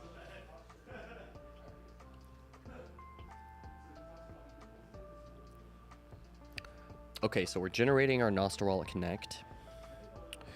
And at this point, we would want to, so we're returning it, but we're actually wanting to post it to our API, which none of it is built out yet. So let's get into that piece. So I've got everything set aside for it, but we need the actual methods here. So let's make an API / delete this. New folder, NWC is where we'll post our NWCs, and there's going to be an index.js, and we'll have a slug.js, and this will be for doing something with a specific NWC bytes ID. And then we'll have a reward link, API / new folder. We'll call it links. Index.js and then slug.js. We'll set this aside.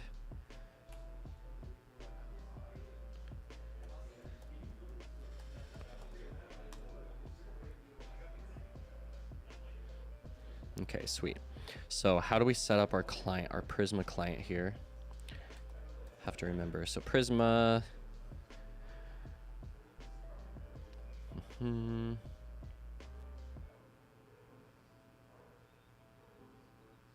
Generating Prisma client. We've done that. Prisma generate.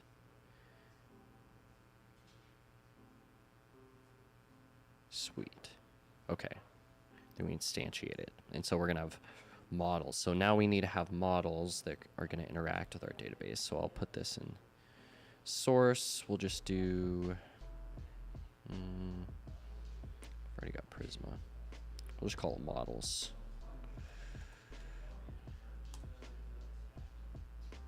And I'm going to have a Prisma.js.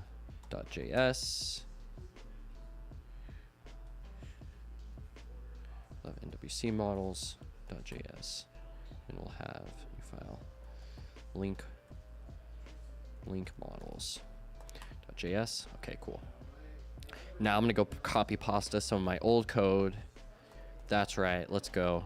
Because I've done this very recently, or this very similar kind of setup with my PlebDevs project here. So I think I've got, what is it? Prisma, source.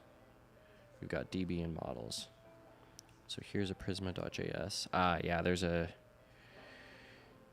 bit of a trick here. I'm glad I remembered this. To keep your clients from like basically being instantiated and hanging. We check if we're in production. If we're in production, we create a new instance. Else, if we're in development, we check if there's a global instance. If there's not, we create a new one. Otherwise, we use the same global instance as before. Yeah, I know it's dumb. We have to write all this code just to like have our Prisma instance work, but that's fine. Then we go to models. Got course models, draft models. These should be pretty straightforward. So I'll copy these and use them as a template. So we'll start with NWC models.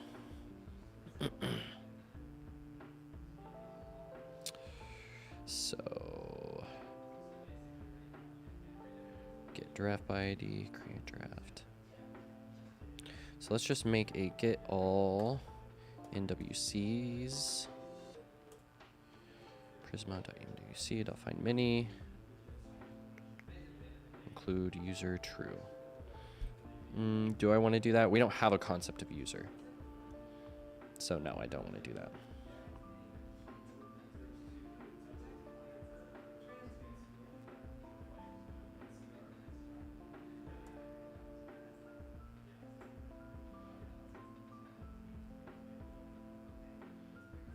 No, I think I can just call this.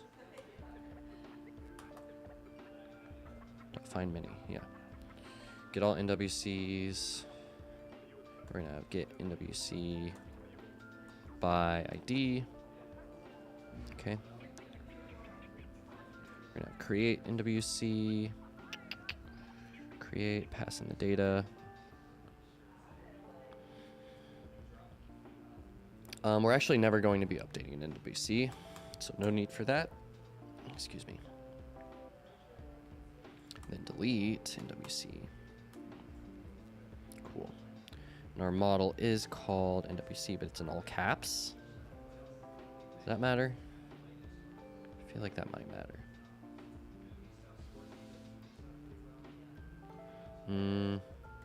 Let's ask ChatGPT.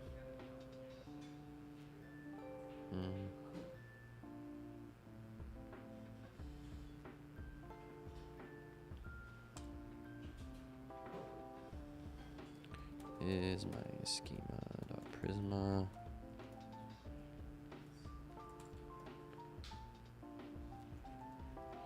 Here's my models. Making for NWC.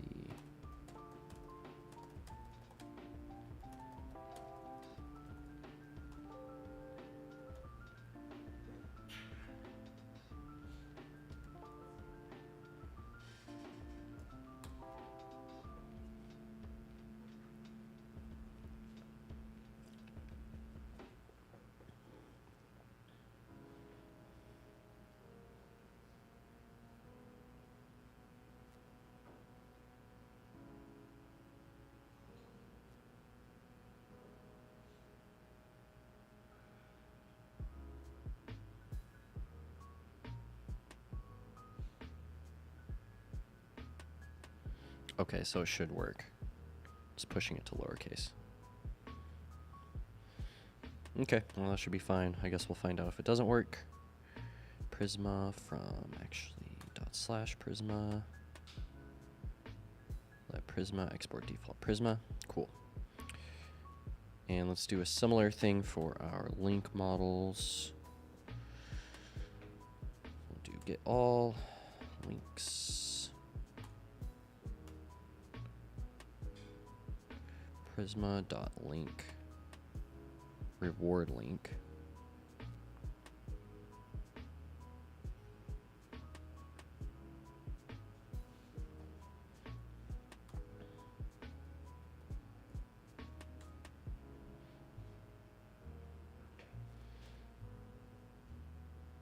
Yeah, let's do all caps for this.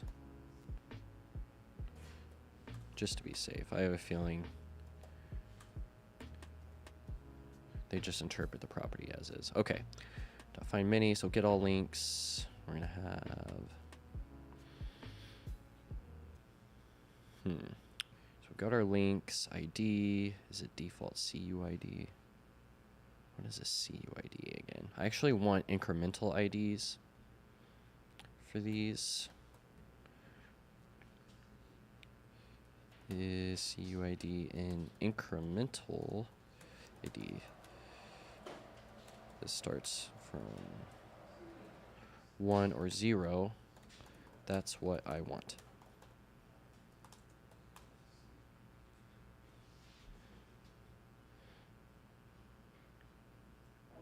Okay, so CUID is kind of like a UUID.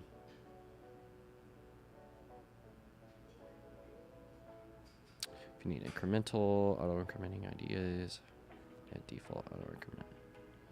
Cool.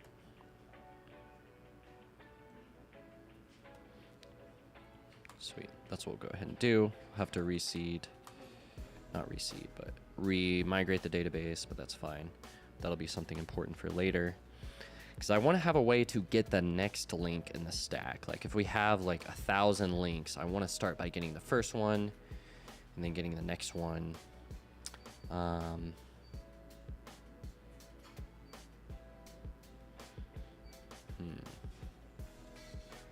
Get NWC by ID. So let's make make this a get link by ID. Yeah, that's fine. Can I do an export const get next link claimed equals false.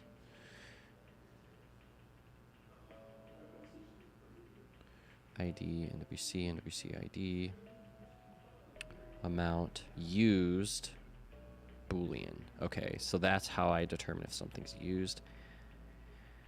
Yeah, that'd probably be better than deleting it. I should just delete them whenever the NWC expires. So that seems like a good way to tell. So find first where used is false. So that should work. Get next link. Sweet. So create link.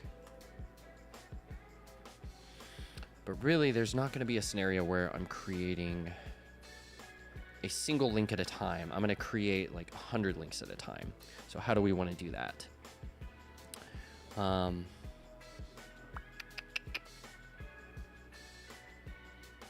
So how are these links done again? So it relates to an NWC, has an ID. We just know if it's used or not.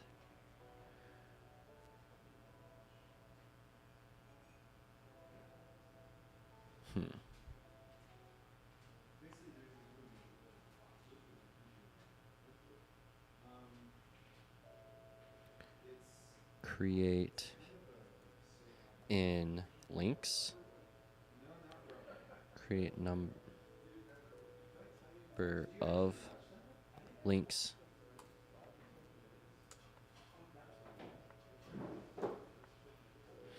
So maybe I can generate like an array of objects or something like that that represents a group of links. So links is an object, so No, I have to post one at a time. So simple solution might be to just hit my API like 100 times. But I can also process this on the server side. Yeah, let's get further in here. I'm gonna do create link for right now. We'll see how it plays out.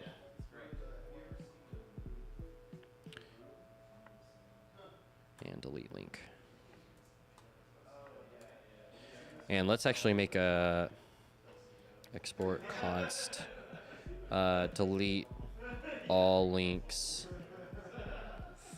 for NWC. Can I do create all links for NWC?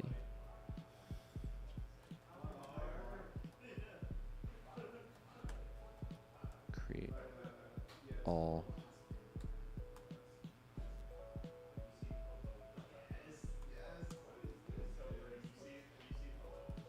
Create many. Okay, I can do that. So I pass in links.map, so a list of links, each link, and they all have the same NWC ID. Okay, that seems correct. NWC ID references this ID, which is a CC or a CU ID. Okay, that should work. Cool. Right, there's our models for link and NWC. Awesome. Let's get some boilerplate API calls here. I'm just going to take it from my similar project once again. Let's do drafts.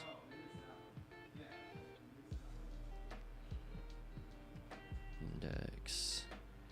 Yeah, let's start with pages, API, NWC, index.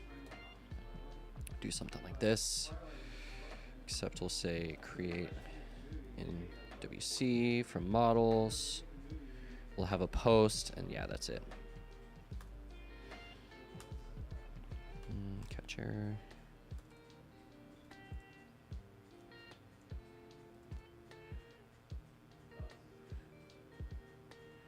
Format that and read it over real quick.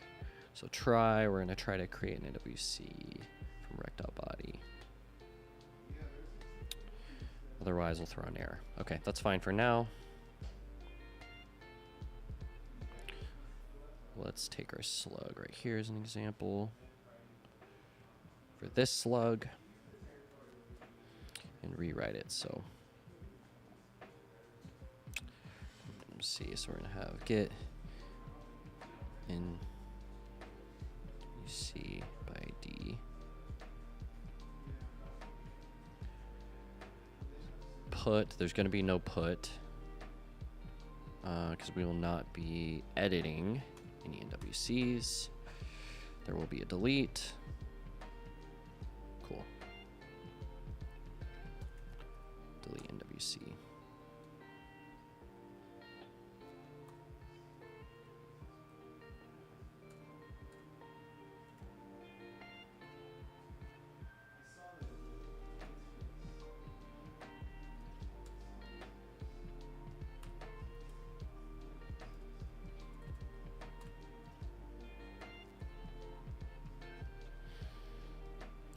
Slug. So we've got rec. WC equals await.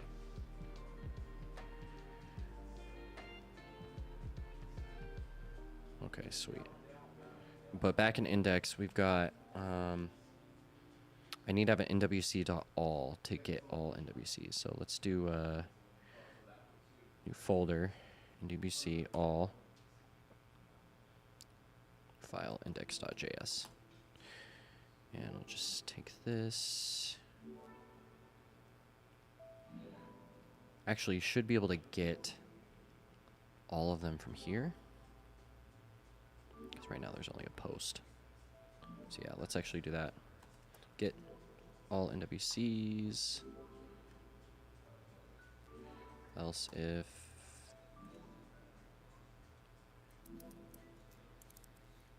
okay, sweet.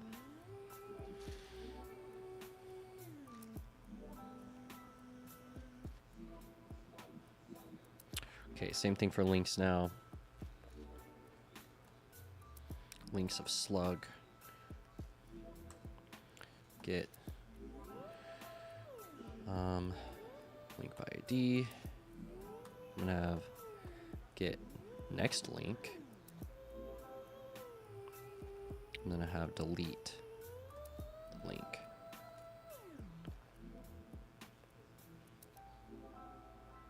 So actually not get next link. Get delete. Okay, cool. We'll do get next link at the base route. So we can just serve up a new link.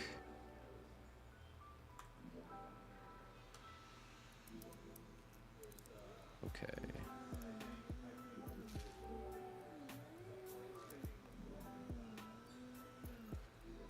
All right, sweet.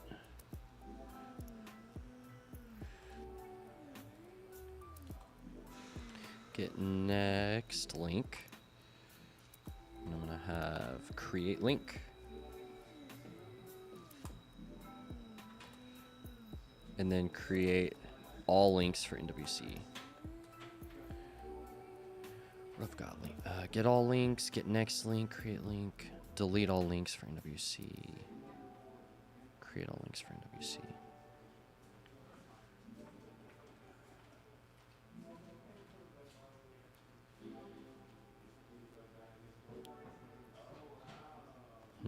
Okay.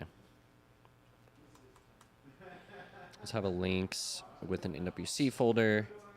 And then inside of here, I'll have index.js. And this will do the NWC specific queries, kind of. So we'll take from index here. NWC index.js. And then we'll do create all links for NWC. And we'll do get all links.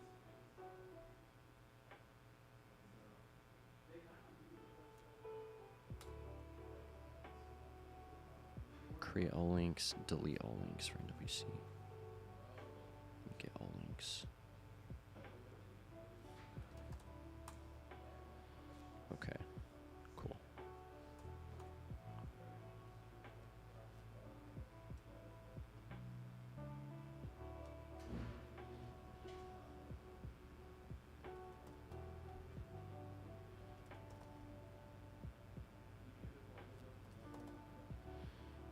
Okay, and this will be slug here.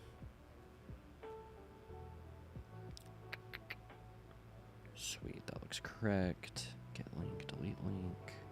It's correct over here. And we've got get next link, create link. And we don't have anything to get all links yet. But that's fine. We shouldn't need to get all links. Just the next link. Okay. So for post, create link, else if, equals get next link, close it out, we'll have else, method not allowed. Okay, boring, built out our API.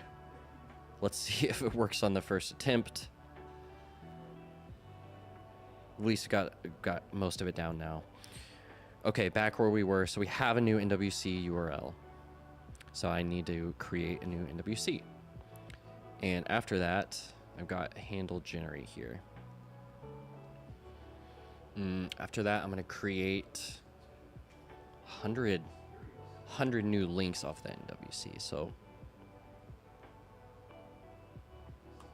we'll call another function next const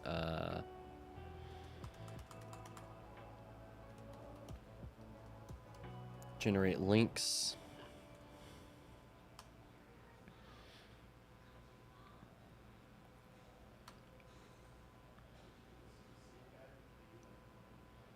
And I'm going to install Axios now.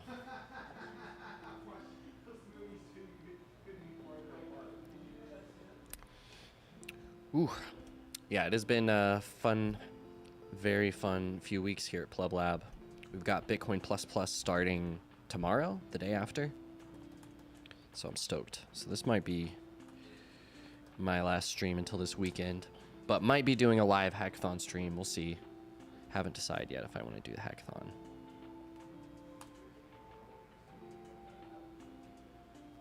So yeah, BTC pp.dev, one of the best domains. Is this one she's still using? Yeah, there we go. Yep, so this week in Austin, I'm stoked. These are good pictures. This is actually where the conference is. It's really cool.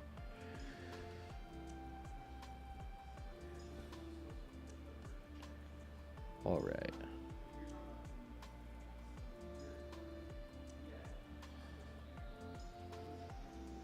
We're running. We have Axios. So let's, right here, if we have the new one, we're going to axios.post to API NWC.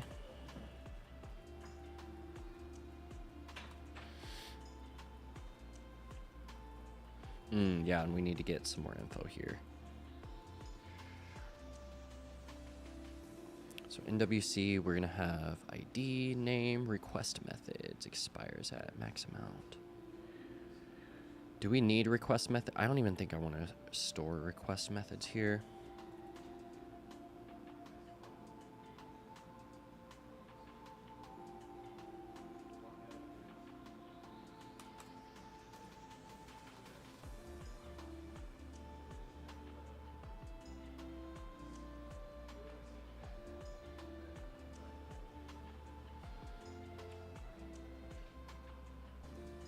I don't need a budget renewal next actually either.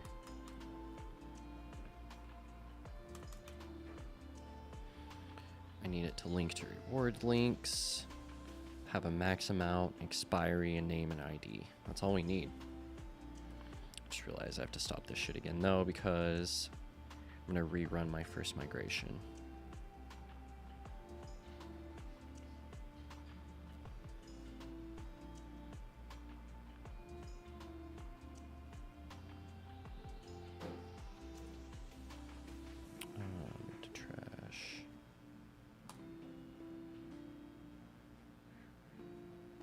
Rebuild it, and I'll run it here from Docker.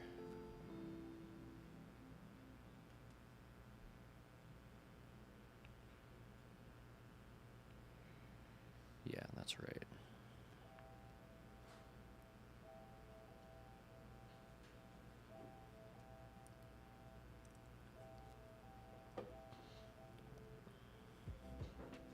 Okay, spun up exec in. And what do we got here? npx prisma migrate dev dash init.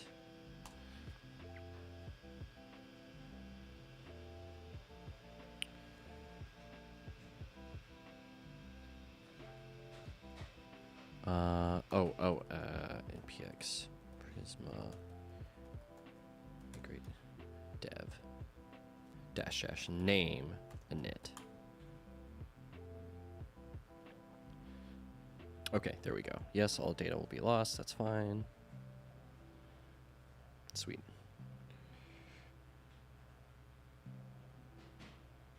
And this will probably bug out unless I restart it again.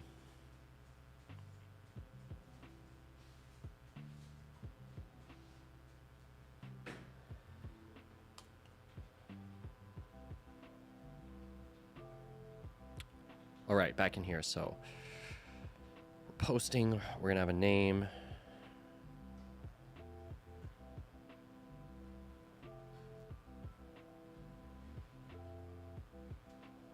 Oh shit, I'm an idiot. We don't have the NWC URL. This should be URL string is required. Yeah, all of that is required.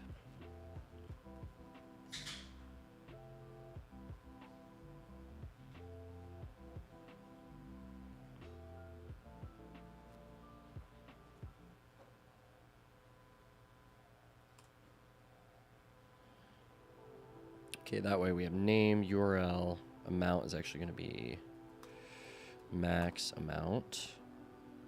There's going to be no number of links. No sats per link.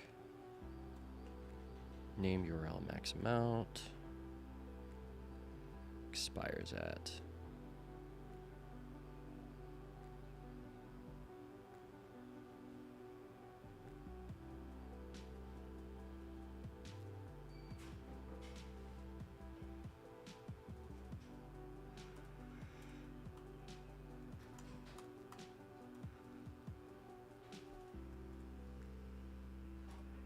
Month from now.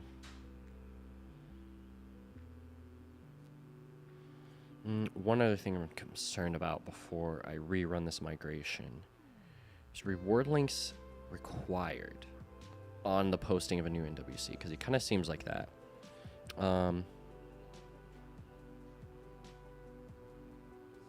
Is reward links required to post a new NWC? I think I have to put a question mark. This doesn't like that though. Optional lists are not supported. Either use type or type. Like that.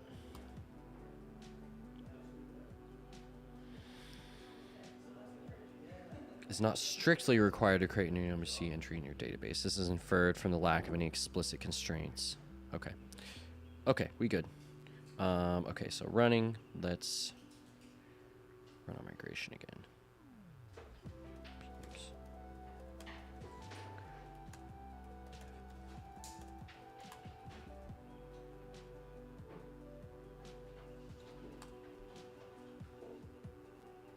Cool.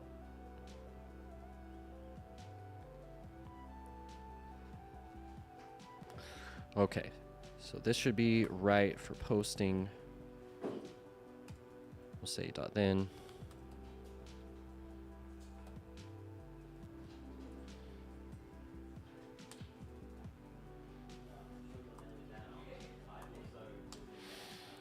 So what do we do with this response? So we have a new NWC URL. We post it. If we post it successfully, this is where we actually call generate links. So if response.201 NWC created, and it will be a 201. Oh, that's for links. Yeah, 201. So if it's 201, we will just console log, and then we'll call generate links. Const generated links equals await. Generate links. Can I not await inside of here? Wait, expressions are only allowed within async functions. So I need to make dot then an async function. So we'll do double async, double E. And then we'll have a dot catch. Yeah, I'll just throw that error. Okay, not horribly gross. And let's console log generate links, which will be nothing so far.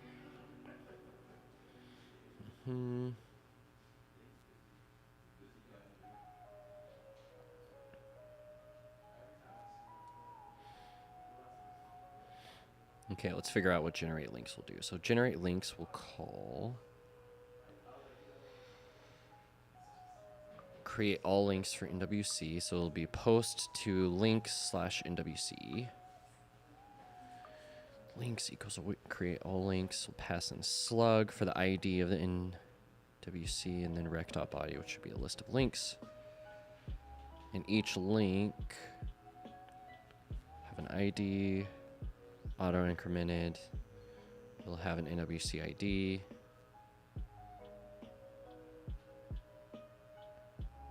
Amount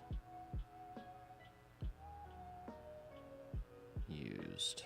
Default to false, create. So I just need the NWC ID and the amount.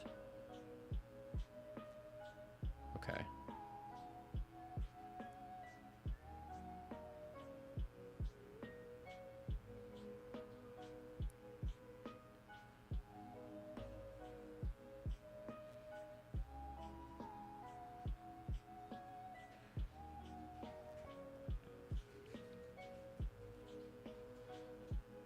and response.data.id.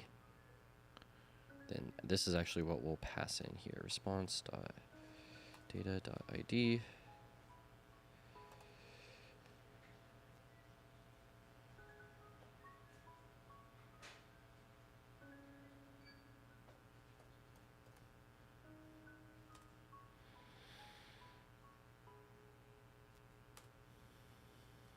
Links for I and number of links.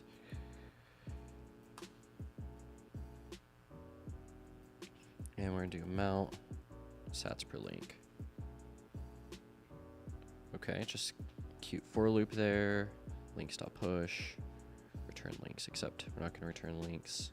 I'm gonna say if links.length is equal to number of links. We're gonna say Axios post API links NWC. And I don't need 90 here.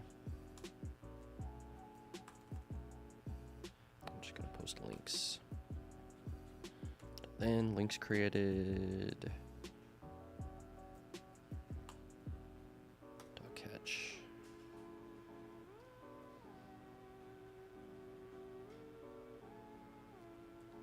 All right, ideas starting to come together here.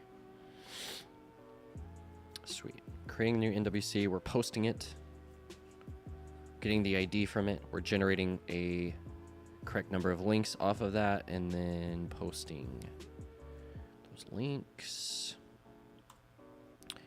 And do I have a get all links? Let's just, well, I can actually explore my database in my PG admin client, so I'll just check that. So let's just run it.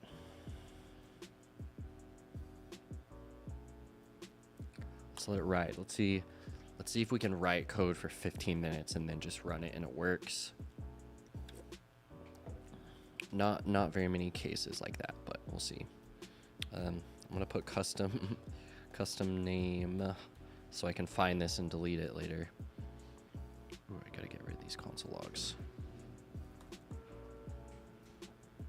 Okay, custom name. We're gonna make 10 links and we're gonna make 100 sats per link. Generate, so connect, I approve, and okay, an error creating links, that's fine. But I did get NWC created, and I've got an ID here, max amount. All that looks correct, don't steal my money yet. And we got an error from the links NWC endpoint. Okay.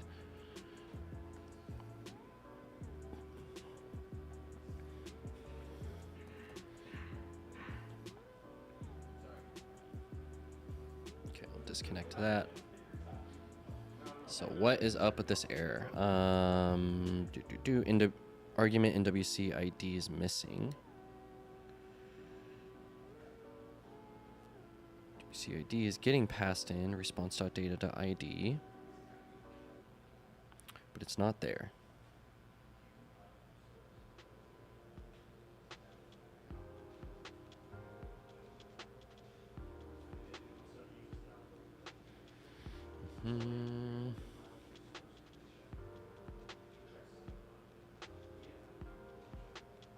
Invalid Prisma reward create mini invocation.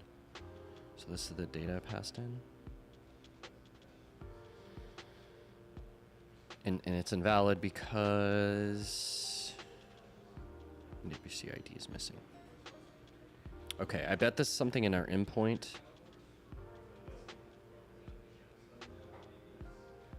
Oh, we are expecting a slug. But I don't actually need a slug to exactly do this, but okay, yeah, let's just do it that way. That'll make sense. So we'll actually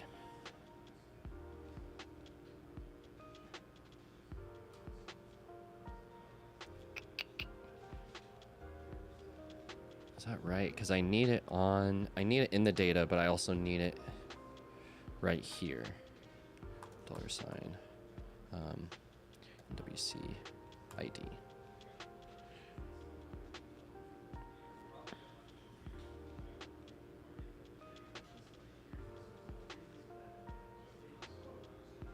Whoa, wait.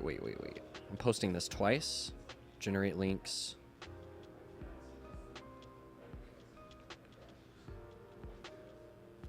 So no, that's not what I want to do.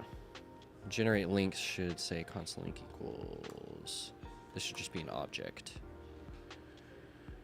WCID and amount is going to be sats per link.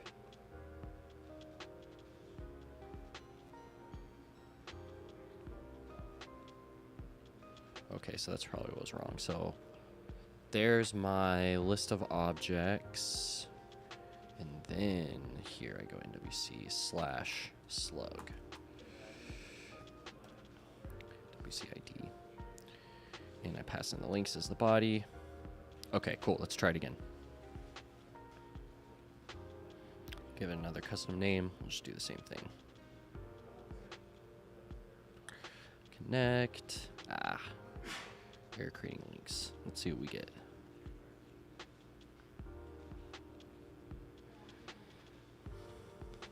It's a 404.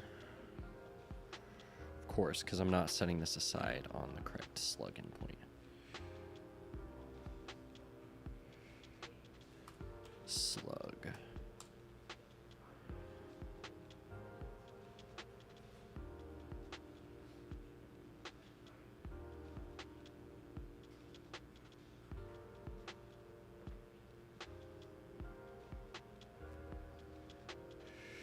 Links created. Count 10. Okay. Cool. So that supposedly worked. Let me just go ahead and delete my custom name. Let me refresh it.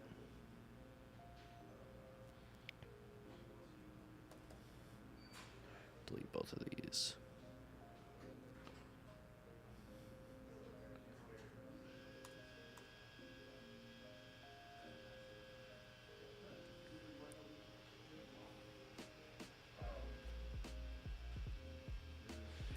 So now let's go into pgadmin4 and let's see what my links actually looked like, if they're connected to my NWC correctly. And that should be a pretty cool place. These aren't all my servers. I have more servers than this. Oh, I would have to add a server. Okay. Okay, give me a quick second. I'm going to go to the bathroom and I'll be right back and we'll get this added.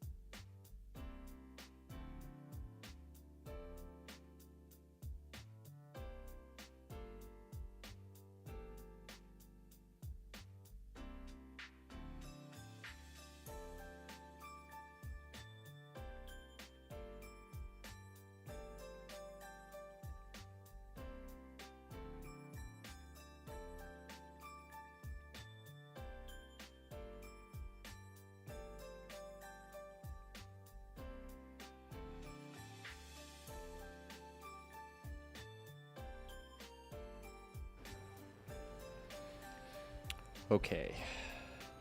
So I'm motivated here. It'd be cool if we can get to the point to where we can claim one of these links. So it should be. Oh yeah. All of this was because I was trying to access in pgadmin for my database, which has the same port. I think that's the reason why. So that should be no big deal.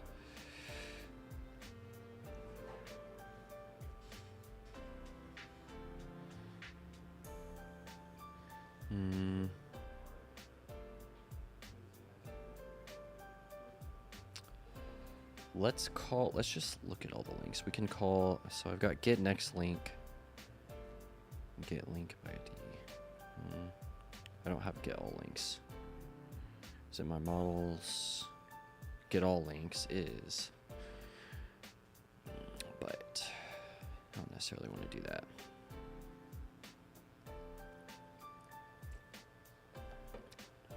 Let's just start to build out the claim flow.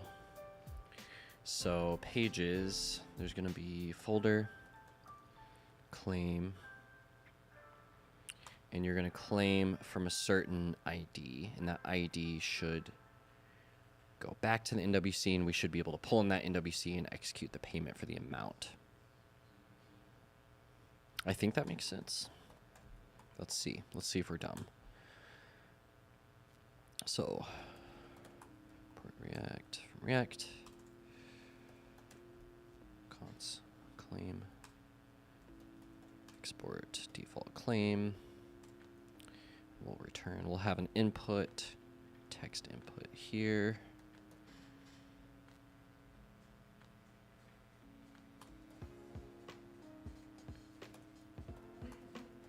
State, use effect.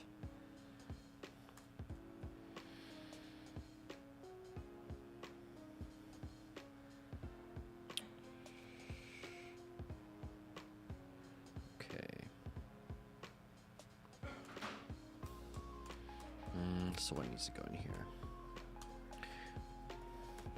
So you're gonna claim through a lightning address at first, but I'm actually just gonna do invoice at first, just to be like way simpler. Invoice, set invoice.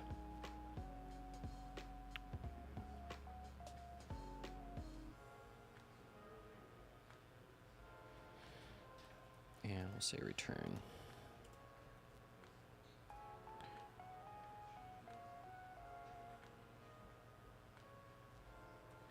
Put in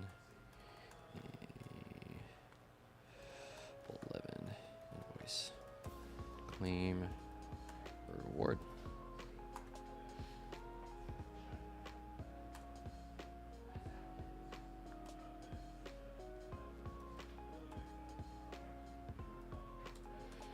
Button.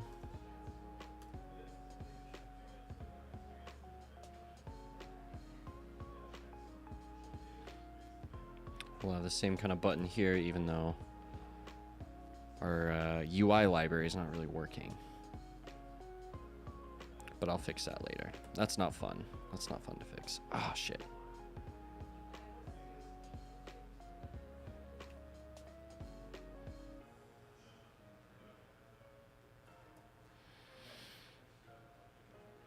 This will be submit, severity success, on click, handle submit. And we'll have a const handle submit async. Cool. Okay, but also we need Axios from Axios. And up front, I need to take the slug. Oh, and we need the router to grab the slug. So import, what is it? Use router from next router.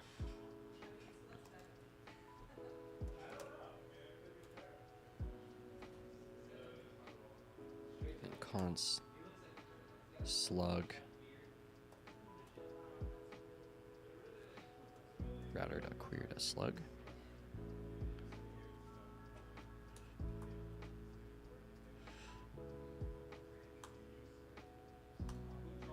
And let's console.log slug once we have slug. That'll be a good start. So go claim with an ID.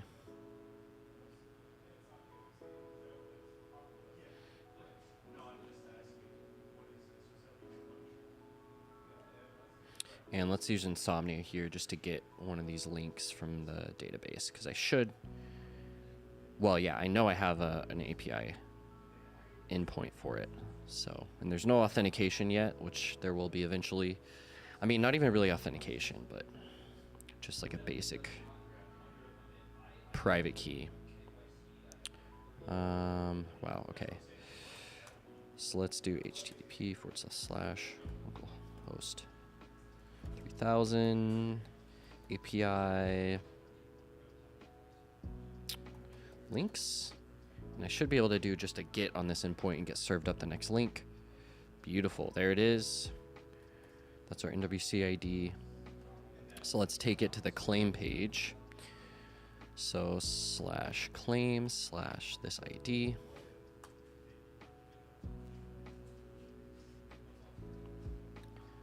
All right, slug is undefined, and then slug shows up.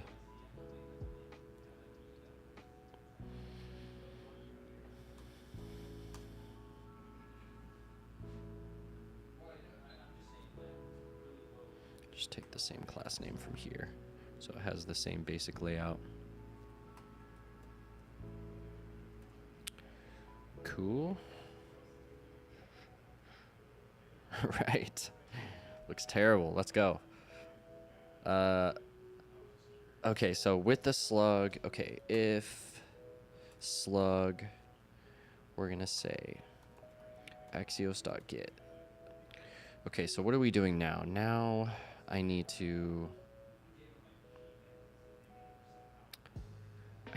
get the link, first of all, and I need to make sure that it's not claimed.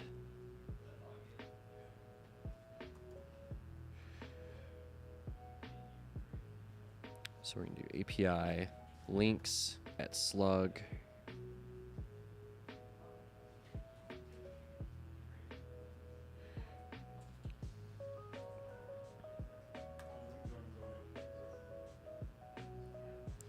It's inside of use effect. Okay, so I should have so this is where I check if a link has been claimed. But then I should have a get NWC. It should be one function to get the NWC and pay out the user. So I'm just going to call that, so const payout equals async, yeah.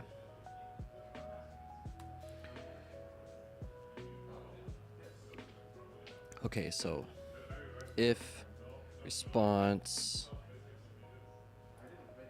dot data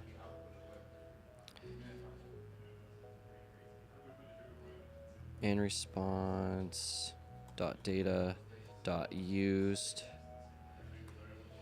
is equal to false, then we have the NWC.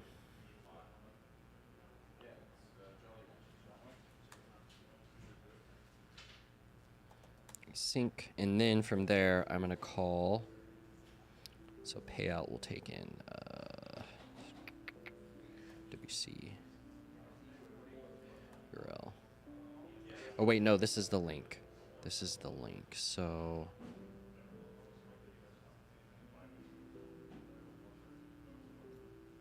I don't think I need to pass anything in. I just need to know, like, yeah, this is the payout.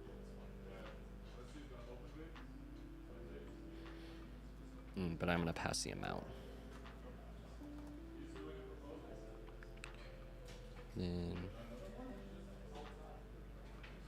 wait, payout, response.data.amount. All right. And from the payout, that's where we can use the WebElement library again. But first, we have to call our API to get the NWC URL. Maybe I want to do this on the server side in the future, but for right now, this is kind of just the easy path. So let's just get it to work. So axios.get.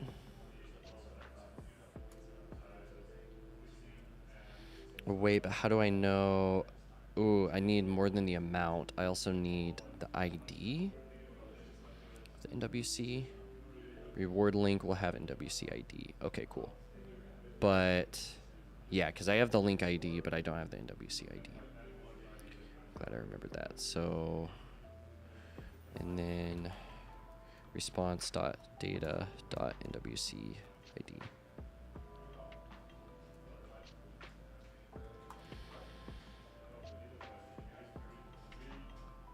Sweet, that looks good. Oh wait, I do.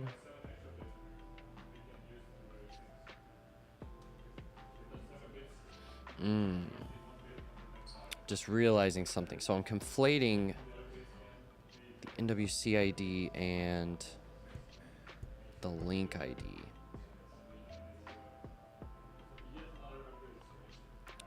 That's a problem. So it's not links at slug.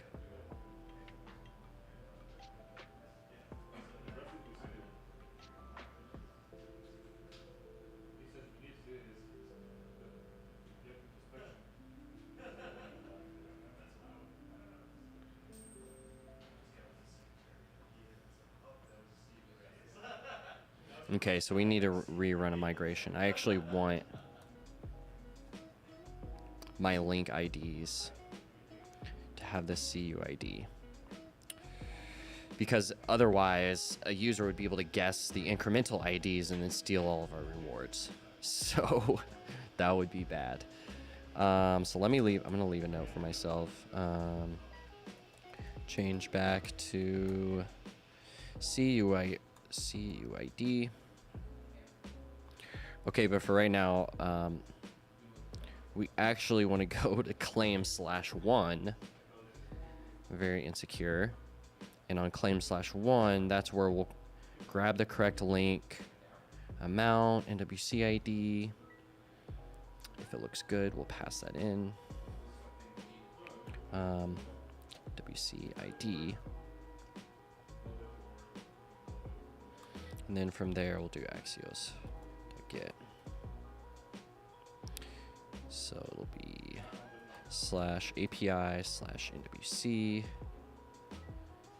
So get the NWC by the ID.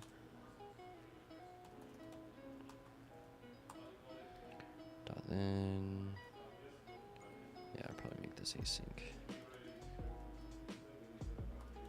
Response.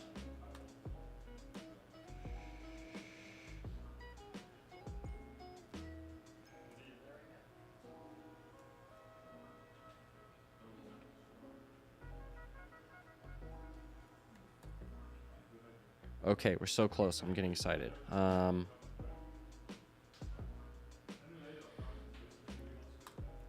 Add the import for NWC.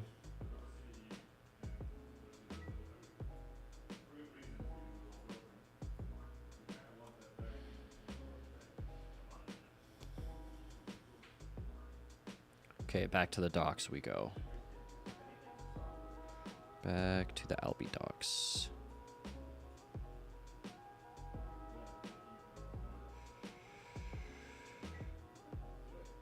WebLN, master WebLN provider. Pass in the URL.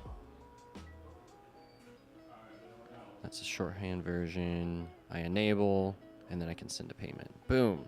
Should be that easy. Except, should I use WebLN? Let's use WebLN. Maybe we can use WebLN on this side. Response.data.url. We enable, and we send the payment for the invoice, and that invoice is right there.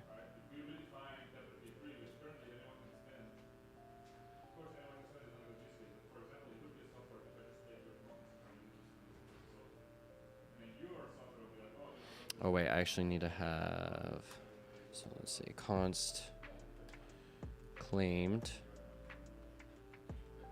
set claimed, start as false. So actually this will,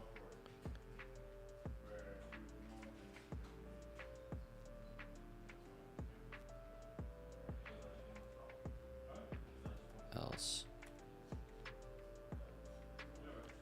We'll say set claim to true.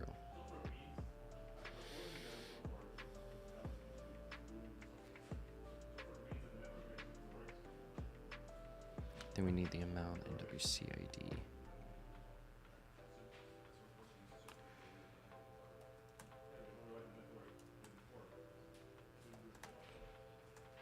Yes, let's just do that.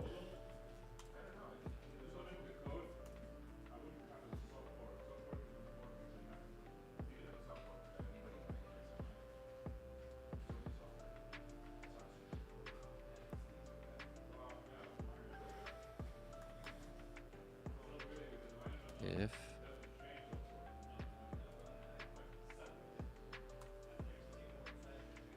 in amount and not claimed, then we pay out. But I need to await payout. Do new web element NWC, enable it, response and invoice. And I don't need to pass these anymore. They should be available. Setting amount.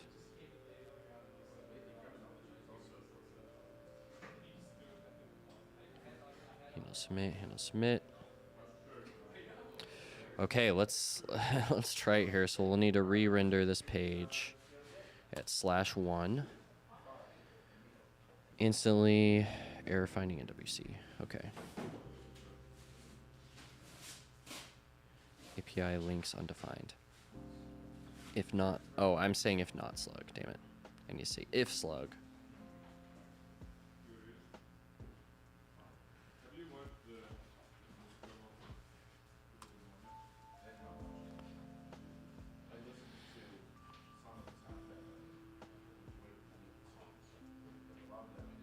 Should be error finding link. API links slug. Get link by ID. Okay. Let's see what we get here. Slug on API.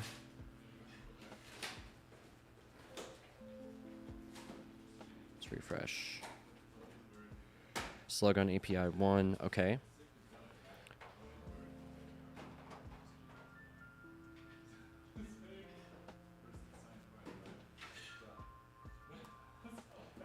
Let's see if we're getting our NWC back from the API.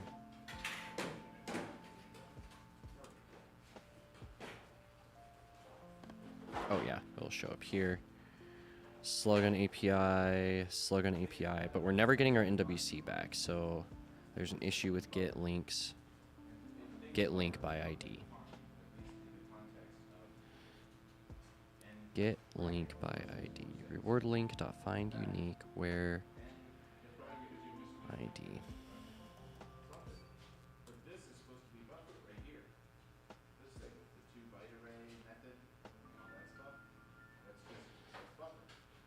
Okay, so we pass in the one right here. Return await Prisma reward link dot find unique where ID.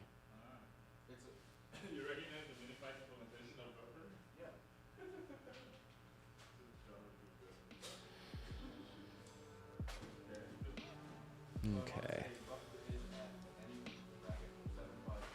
So why can't we find that? Let me look at my reference code again to see slug equals rect. No, we're getting our slug. Let's look at the models again. So get draft by ID.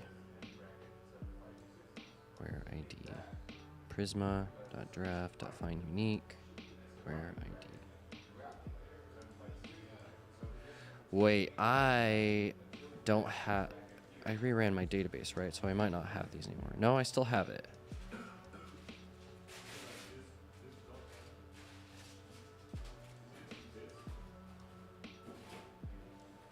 Links/1. Error invalid, where ID 1, argument ID invalid, value provided. Expect int provided string. Let's go. Okay. Can I just say, I'm just going to say number of ID. Does that work? No, it doesn't like that.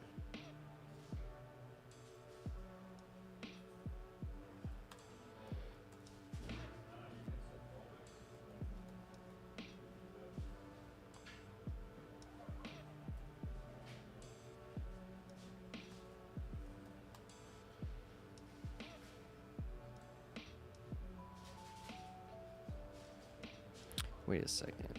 What about now? Number ID and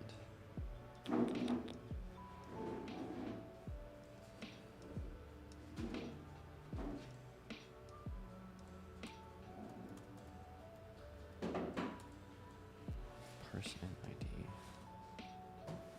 Console.log ID is number.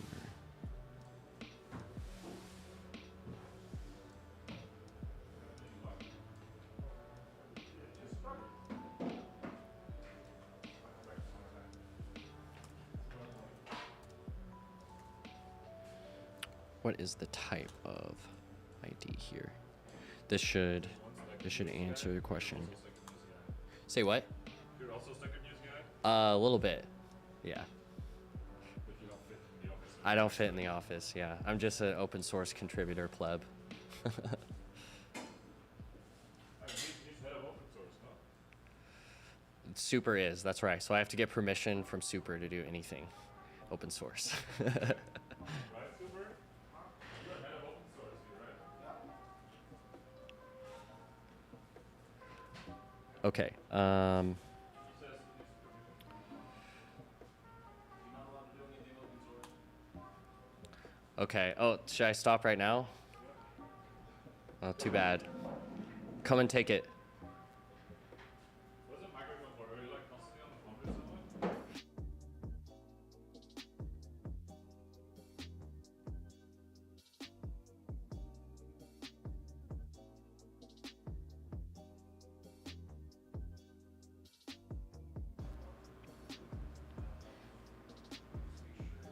So ID is a string. Let's see what the type is after this. I hate this kind of code.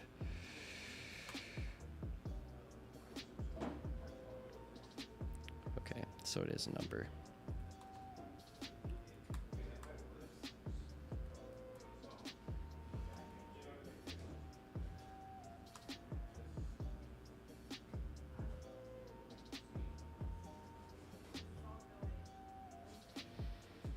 Okay, let's see what this error is telling us. Go back to ChatGPT. What is this error getting?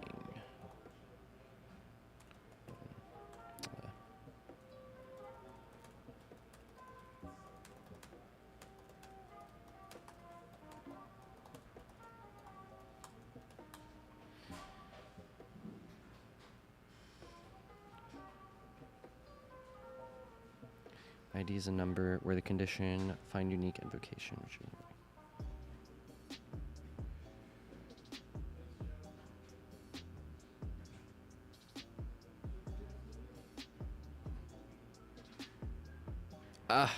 Of course, I need to name this as an ID. Weird. Okay, that's okay. Onward. It's almost working. Let's see. So nothing happened, so that must mean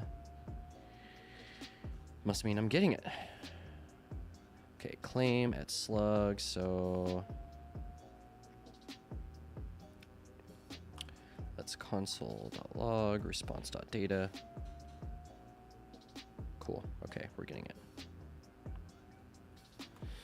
Okay, I think I did 10 links for 100, so amount is 100. So let's see if I can put in an invoice for 100 sats right here and have it paid. Wait, this will have to be in a different, I'm gonna use my Stacker News wallet here. Fund, we'll fund 100 sats, generate invoice, copy. There's our invoice. Right, let's see. Can't access lexical declaration response before initiation and payout. Okay, line 39. 39. Oh, of course.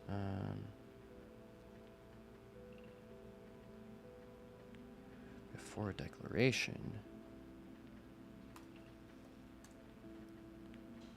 Response.data. Let's try it again.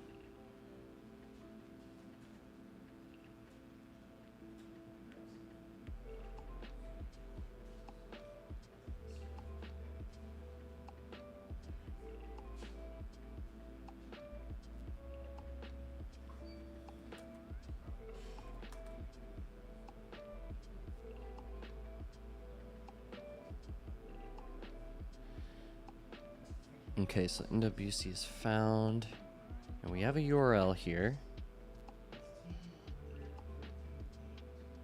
So it's probably just some async issue. So we take in the response if response dot data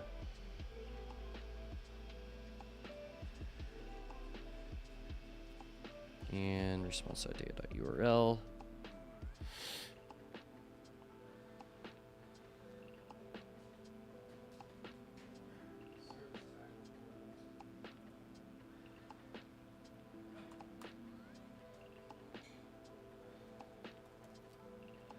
Yeah, I don't know what's going wrong here.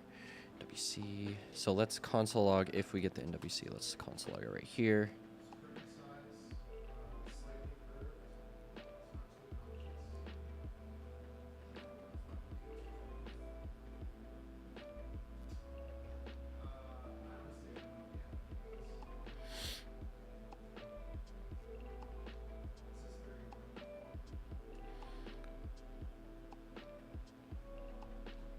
Line 39. Handle Smith 56. It says there's an issue right here. Okay, let's just assign, so const URL equals response.data.url. And then I'll put URL right here. We'll say if URL. Be very explicit. Okay.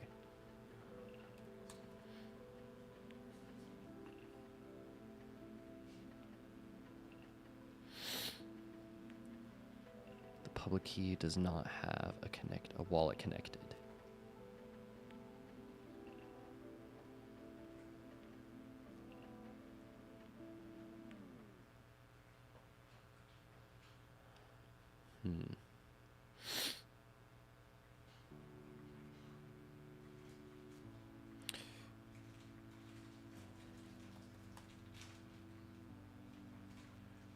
Send payment response. And then we'll console log. Send payment response. Okay, sweet.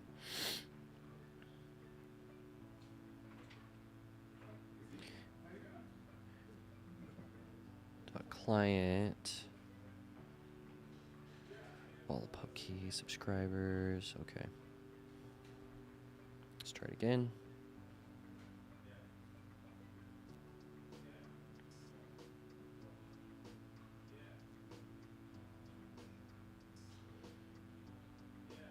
So it's nwc.enables. Okay, so let's see what this error is.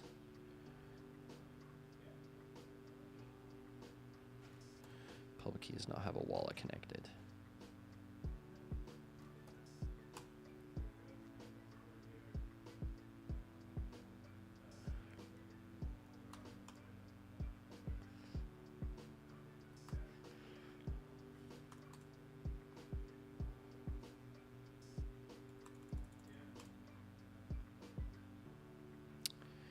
Damn.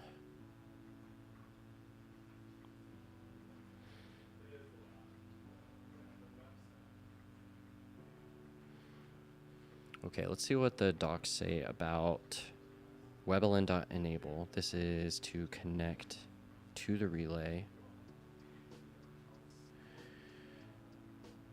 NWC.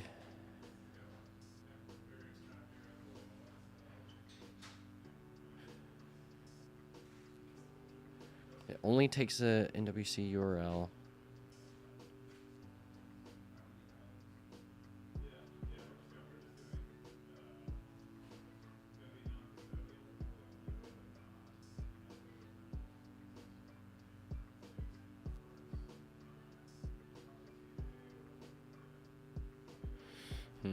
Instead of using WebLN, let's use NWC again here. So NWC, just like we did in index, and we just have to instantiate with NWC client. So where are we doing that? Equals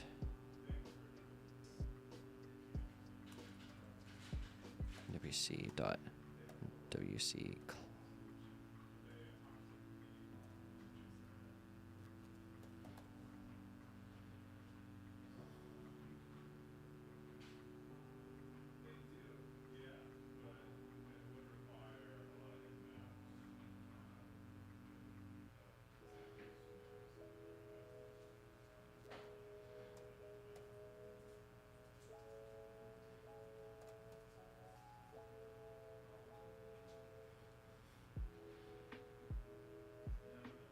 Master WebLN provider.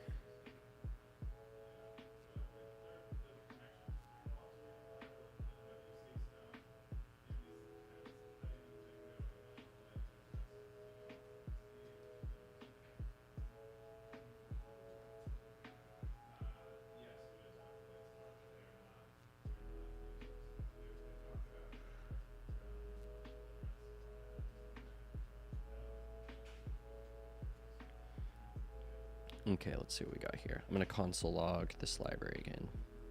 We're one method away from this working. So console.log, WC.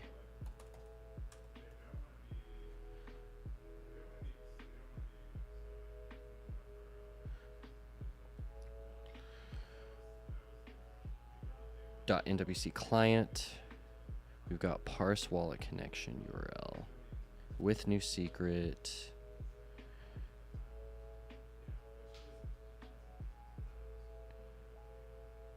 .alb.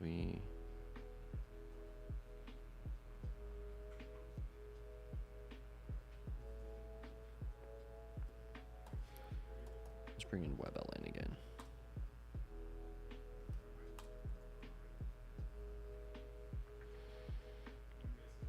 .nwc. And all we've got is with new secret. Or we got Nostr WebLN provider with new secret. Interesting.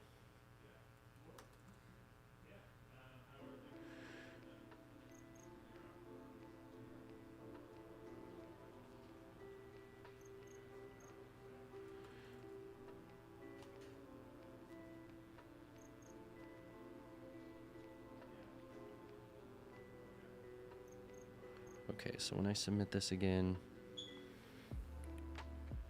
enabled false. Client pubkey options.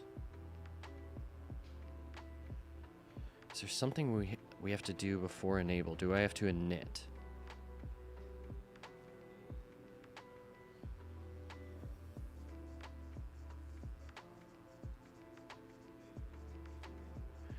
No, init is what pops up the window.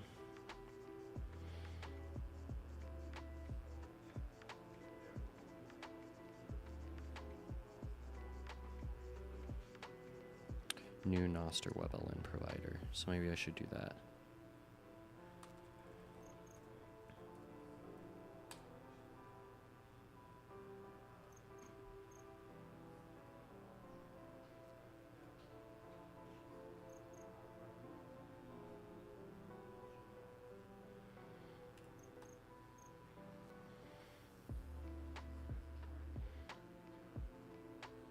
And let's see where that Nostr WebLN provider exists in this package. So index.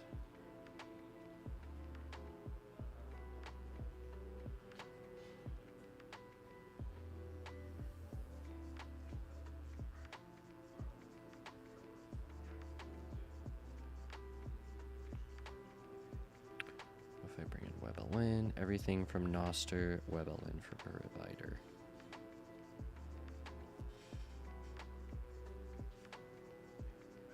WebLN, Noster WebLN provider. Okay. I've got init, get info, get balance,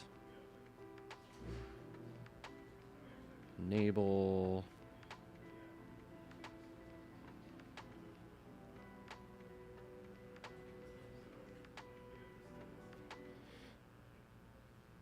Okay, in that case, I should be able to do WebLN dot Noster WebLN provider. Is this what I was doing before? I don't even remember.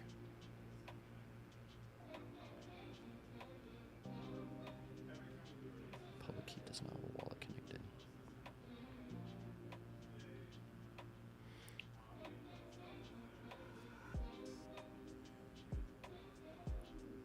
Okay.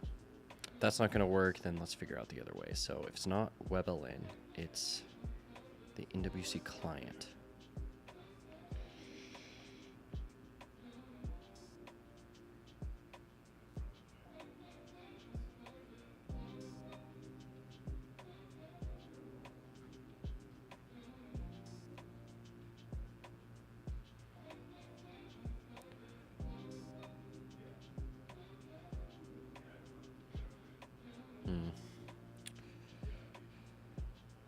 Okay, returns.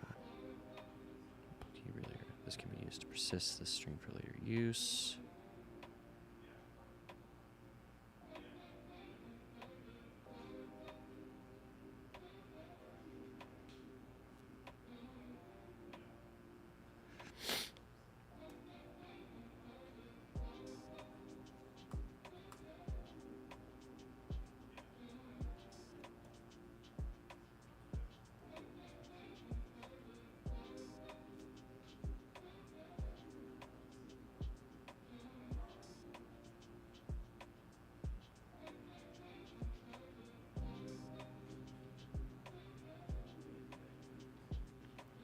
Oh, it's not a constructor.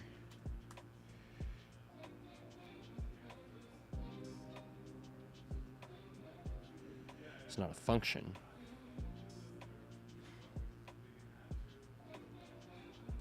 I just want to get that final satisfying moment. Import equals new. Not sure I'll connect URL.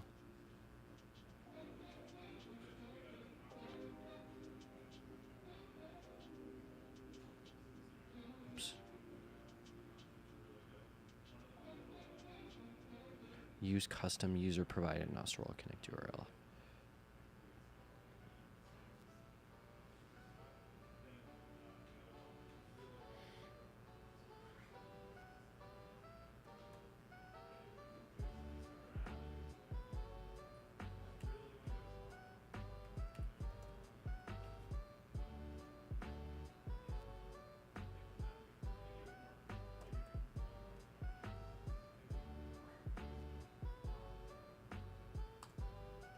Let's refresh it. I'll make a new invoice.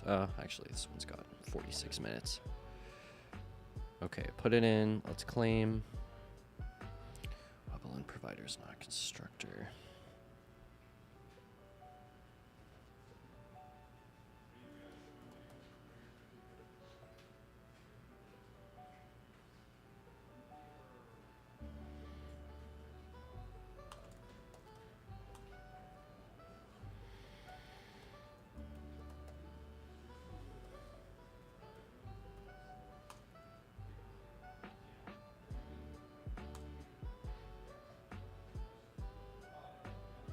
Undefined.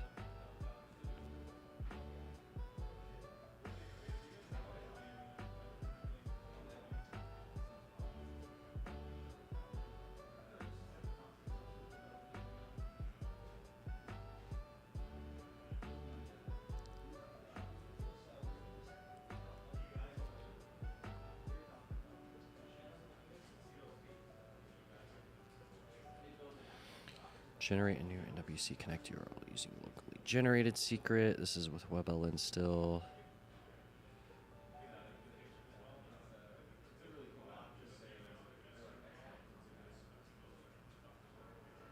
full OAuth authentication. Okay, and this is the OAuth stuff.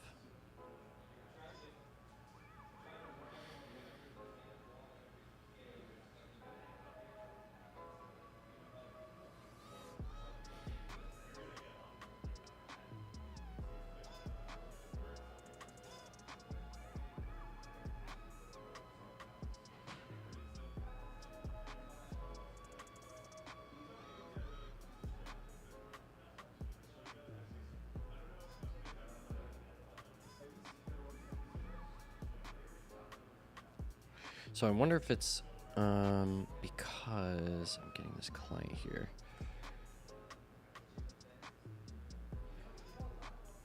Let's see what we get from the console log again. Oh, of course. Let me switch this back to, let's try WebLN. Oops.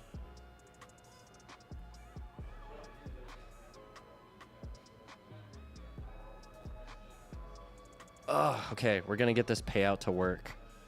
This is driving me crazy. I have to get this to work. I'm gonna do something irrational. Okay, WebLN, new WebLN dot.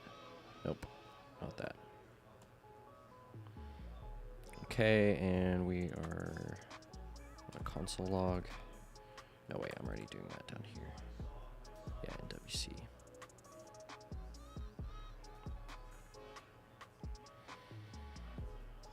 So enabled false client. I have a wallet pub key. There is a relay here. Secret wallet pub key. The public key does not have a wallet connected. We're awaiting enable. What if I just like, will I get this error if I just console log these out? Like, will it let me enable? Submit. Okay, so seemingly enabled.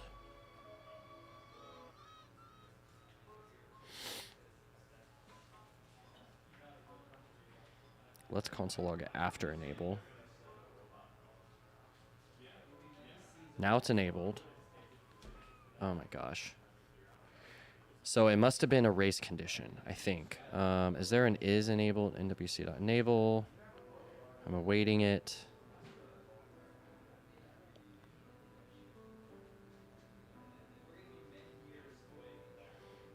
Okay, let's try and do this. We're gonna do a set timeout. That's where we're at. We're gonna do a freaking set timeout, baby.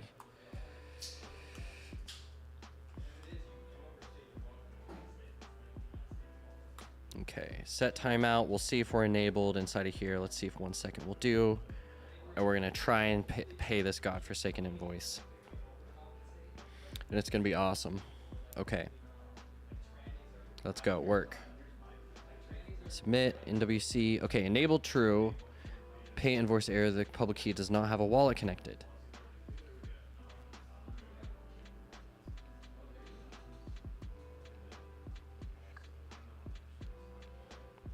And this is coming from execute NIP47 request. Let's see. Let's see what this says in here. Execute NIP47 request.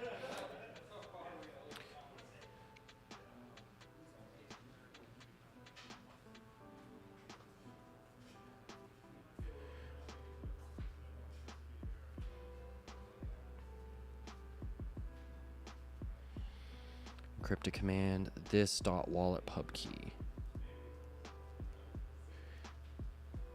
But by the time I console log NWC here, we're enabled true. I have client dot wallet pub key.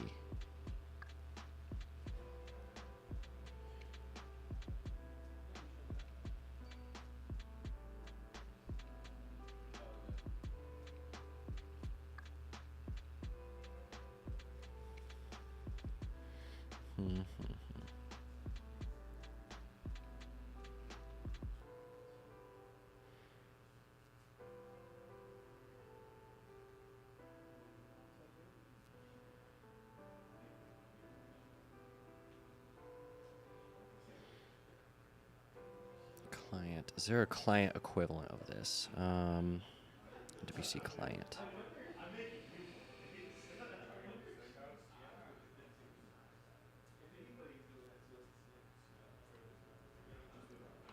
Okay, here's the methods. Parse wallet connect URL with new secret, constructor, get, sign event, close, encrypt, decrypt, get authorization, init.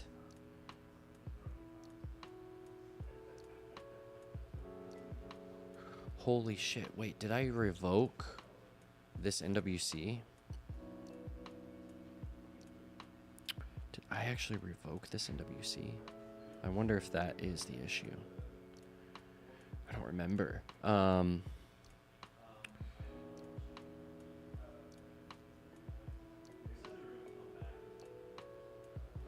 Okay, so let's actually go home. We can make a new one. We'll start at ID 11. I think I did revoke it, so I think delete after successful test. 10 links, 100 sats each. Generate, connect. Okay, there we go. 10 links created. Let's go to slash, where were we? Claim, but we're gonna go claim 11. 12, let's do 12. Okay, so it seemingly exists. Watch this just work. WC, public key is not well connected. Okay, so it's not an issue with the actual NWC.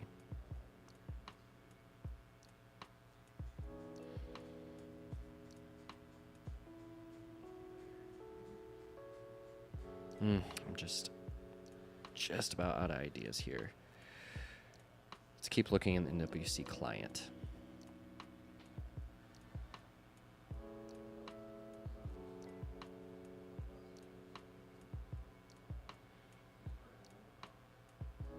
There is a pay invoice here.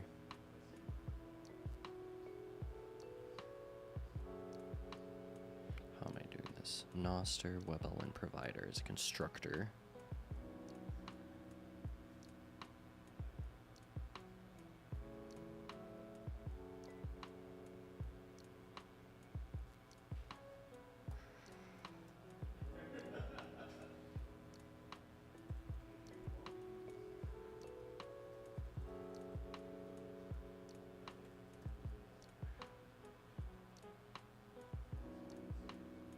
See client options.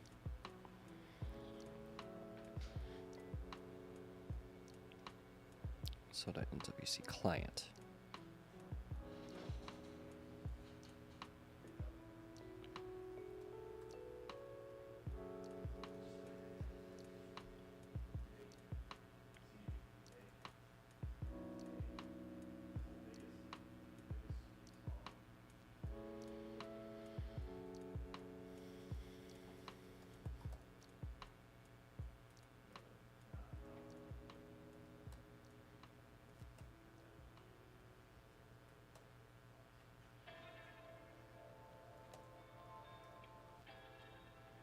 Okay, let's try out this guy.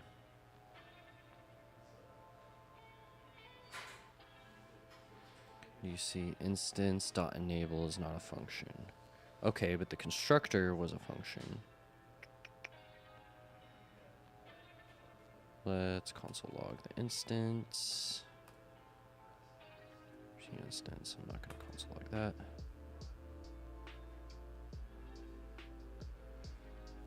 Okay, got a similar thing here. But there's no enable.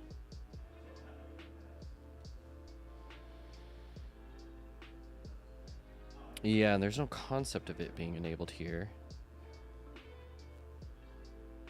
Yeah, there's no enable. Encrypt, decrypt, sign event.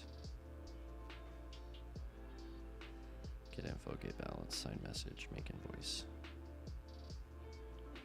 Oops.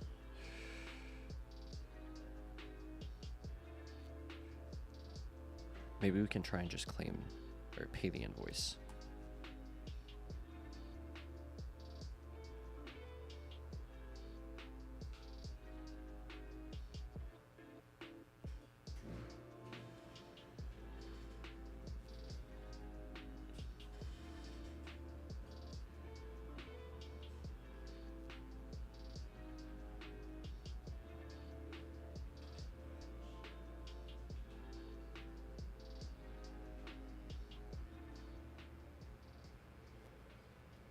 Okay, it should actually maybe be nwc.enable and then nwc.sendPayment.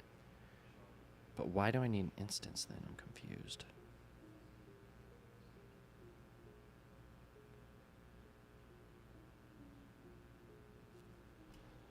nwc.enable is not a function.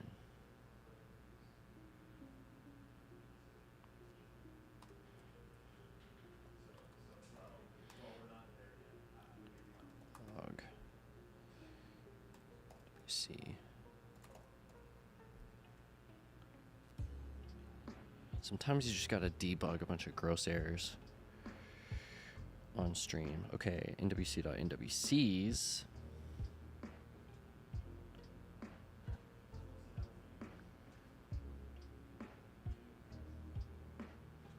Client.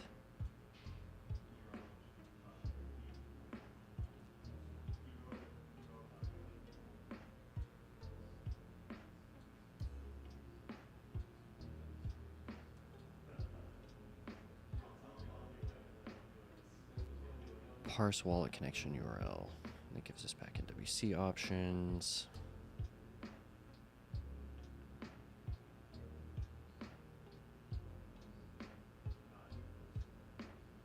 NWC, but NWC client itself is what holds all of these methods. So on the client is where I should have those methods.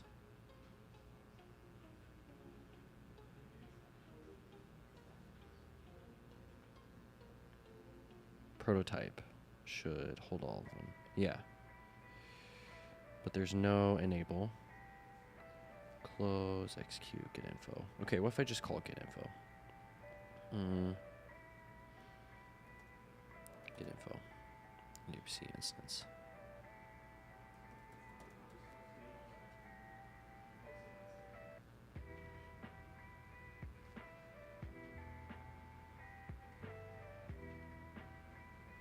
Get info is not a function.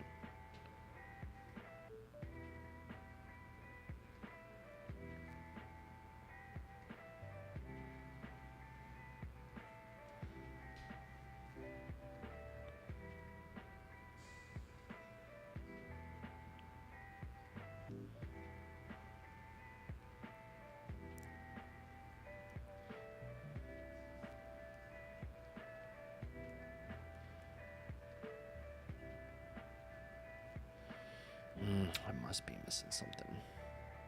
Must be missing something simple here. Okay. Nostril will connect. Exposes the WebLN interface through Nostril will connect. So it's sending payments, making invoices. Aliased is NWC options. Provider name, Nostril will connect URL, real here. Okay, quick start example. So this is with WebLN. I know that's not working. You can use NWC as a WebLN compatible object. Nope. Nostr WebLN providers.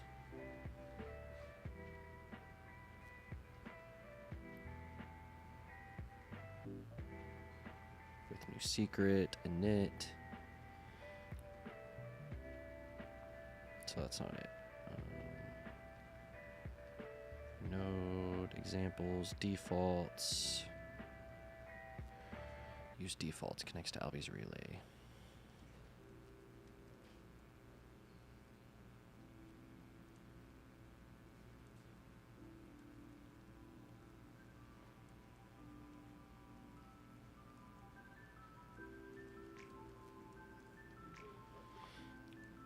Custom user provided Nostr wall connect URL. That's what I was doing. I'm able to enable it.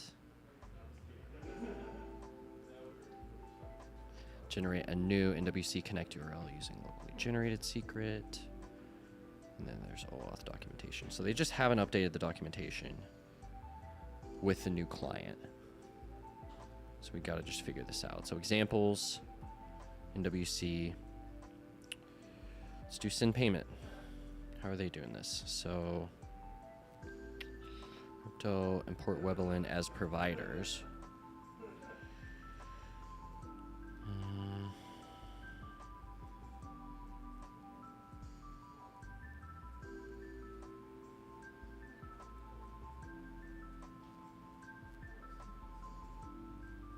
So WebLN.Noster, WebLN provider. URL.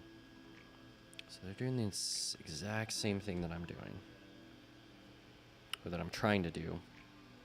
Let's go back.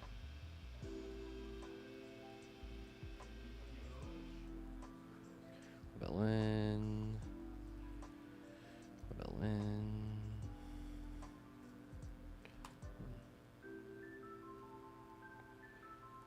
So their option.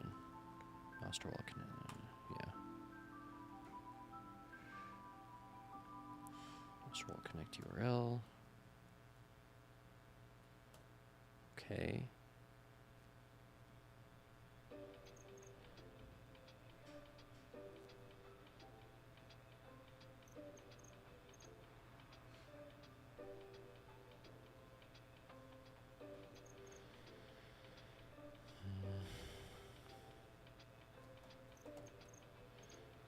Let's rename this just in case. I feel like maybe I'm reusing NWC too many times. I might be crossing over an old, like, hanging instance of something.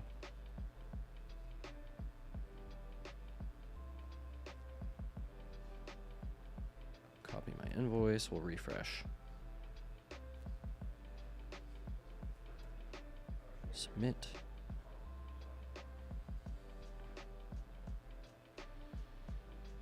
Enable true client.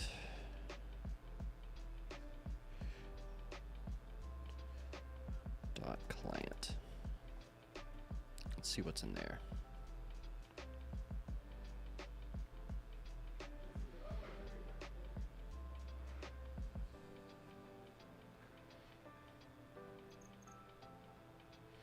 Is this what I need to do? Dot client dot send payment.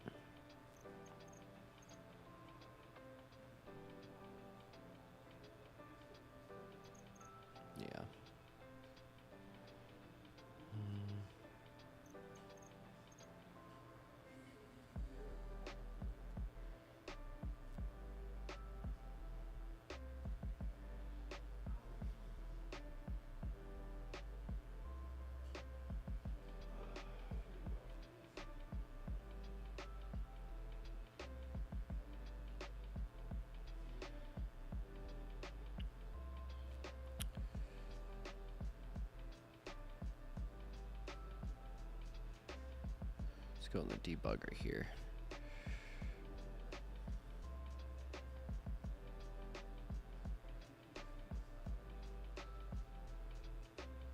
.304, 101.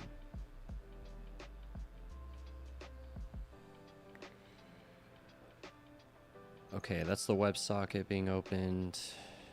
Okay, here's everything. No, that's a response from our API.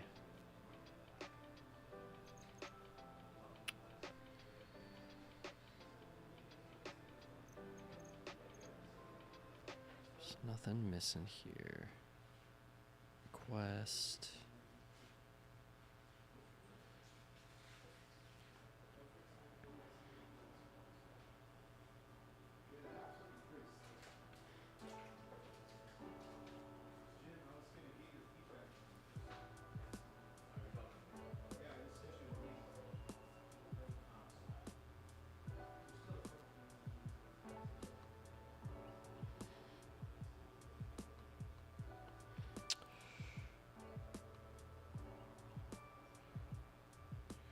Okay, so let's really think about what it's saying here. The public key does not have a wallet connected. Because it's giving me a random public key when I instantiate this instance, maybe. So when we instantiate this, this is my NWC in the NWC options. We've got name, request, init, these init options, get master wallet connect URL, and I post it. The paying is actually supposed to be the easy part here. It's been pretty easy for me traditionally.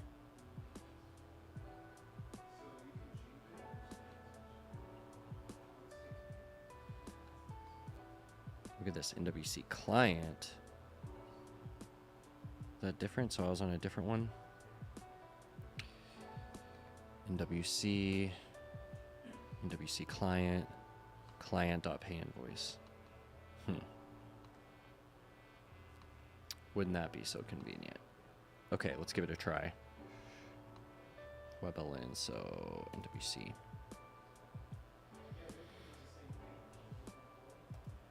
Dot NWC client.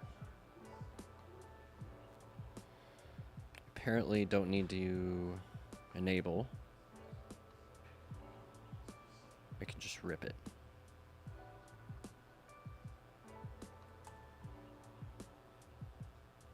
Dot pay invoice.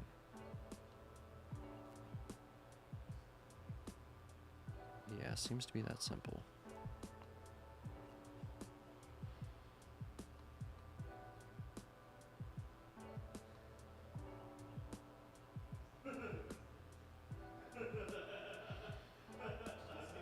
That send payment is not a function.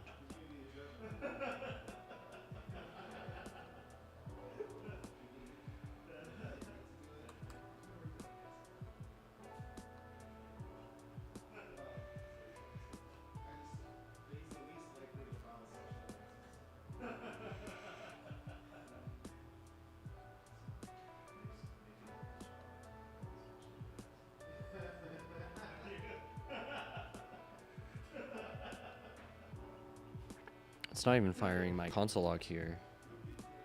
It's just like failing. Okay, let's do this. Submit.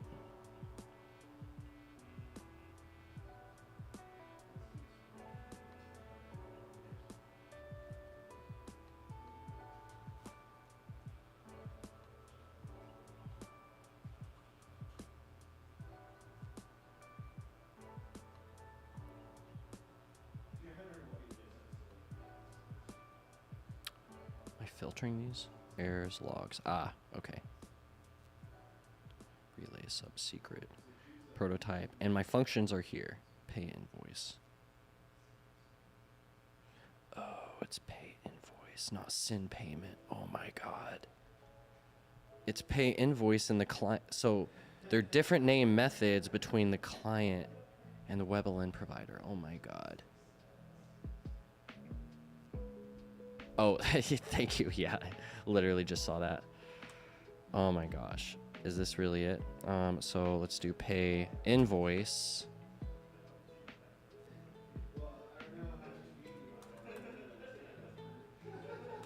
Get rid of this. Get rid of this garbage. I shouldn't need to wait anymore.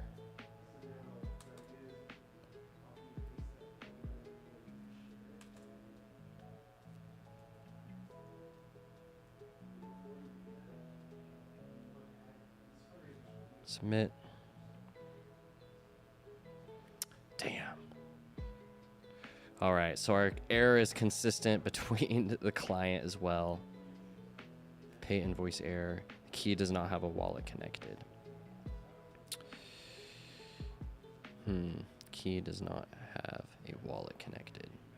And there's really zero mention. See client. There's zero mention of this. Does not have a wallet.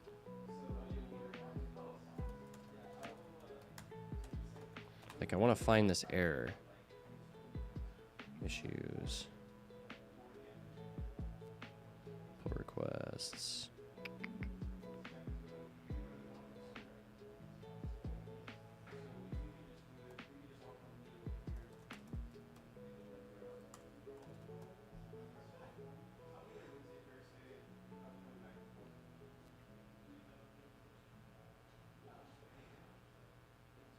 It's about get info.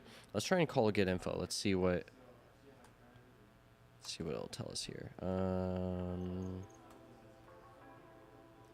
Cons get info response. Dot get info and console log it.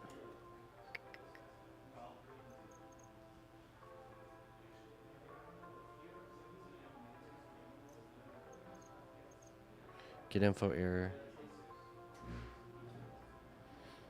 Okay, so there must be, this is probably a problem I'm creating up front. I must be creating my NWC incorrectly here. So initting with these init NWC options. Oh, my request methods are literally get. I need all the request methods.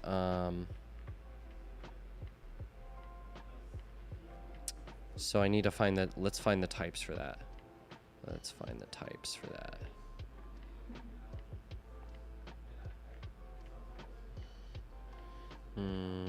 Request methods. Request methods.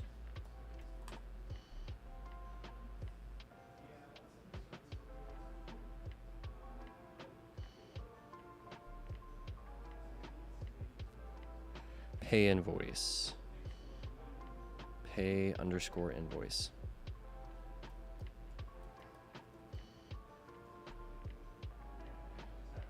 Okay, so back to home and we'll start with claim number 22 again.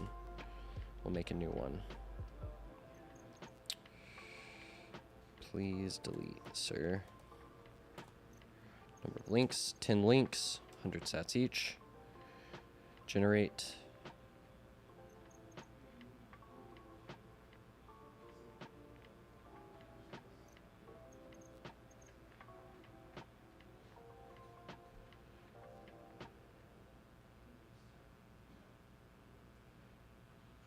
Okay. Claim /22. Is my invoice expired? Not yet.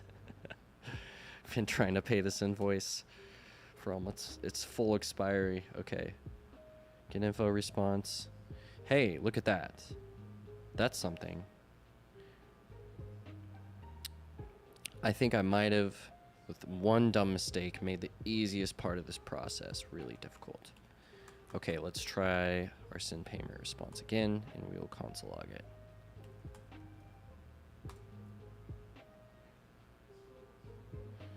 Okay. Okay, is this gonna be it?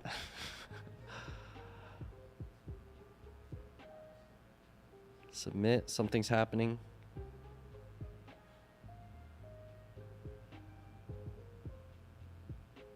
Did I not click it? Let's try it again. Submit. Submit.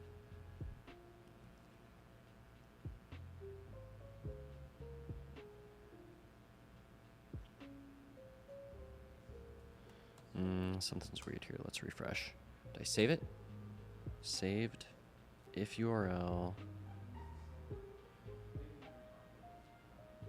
Initiate it. Instance.pay invoice. Passing in the invoice.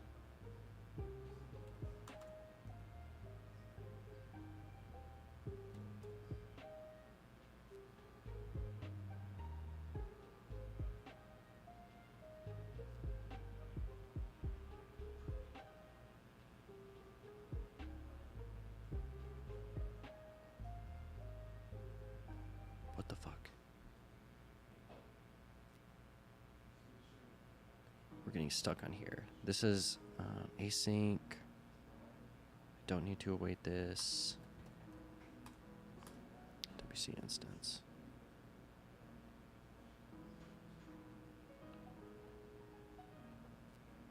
So we're stuck on the pay invoice.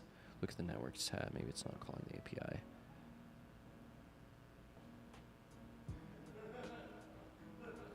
Yeah, this would be, so this is a WebSocket it should be calling.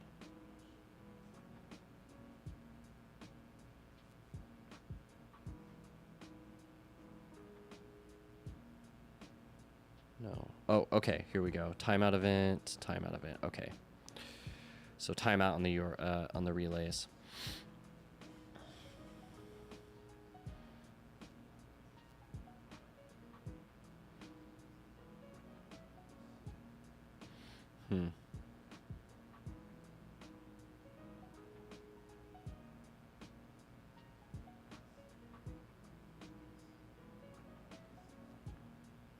Which are the WebSockets? WS? Yeah. So this was the latest one. End of stream event. Okay.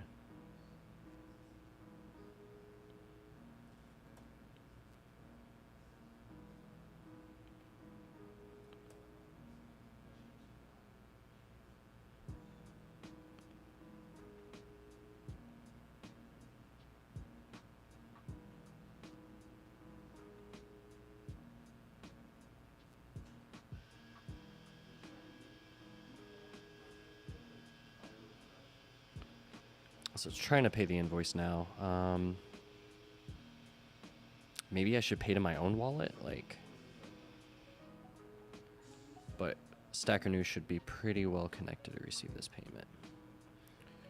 But if it's timing out, what does that mean if it's timing out? So that means it's sending a request to the wallet, but the wallet isn't picking up that request and handling it.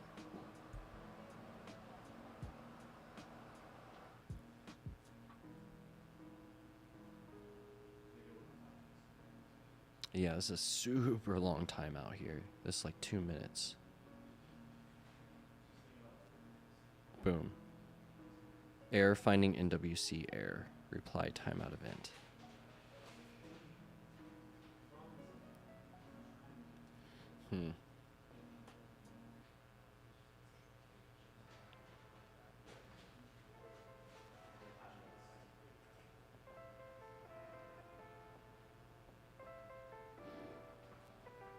Let's try and create a new invoice. Lightning invoice. We'll make one in Albi here. I wonder if it could be fees as well. Well, no, we have access to the full NWC, so that shouldn't be an issue. So let's make a 100-sat invoice. Copy.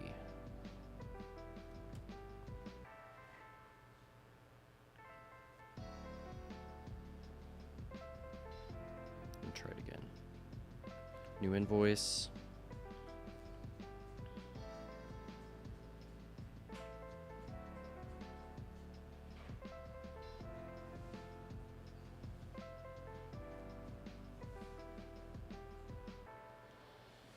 Relay is get Albi. That should be good.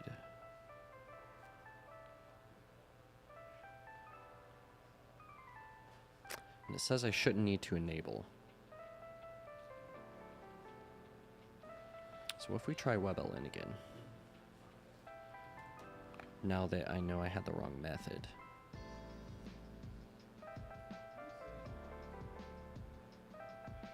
It's new WebLN dot Noster WebLN provider. And then await UC instance dot enable. Connect to the relay.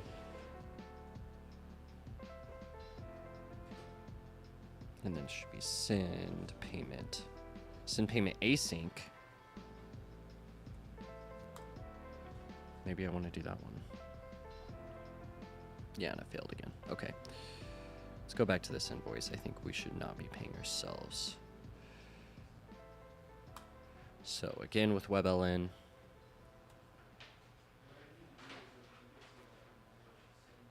NWC instance. Send payment response. That's pretty fast. Whoa, it worked. Oh my god. Did that really? We didn't get anything from the response, which is weird. I'm using the async method.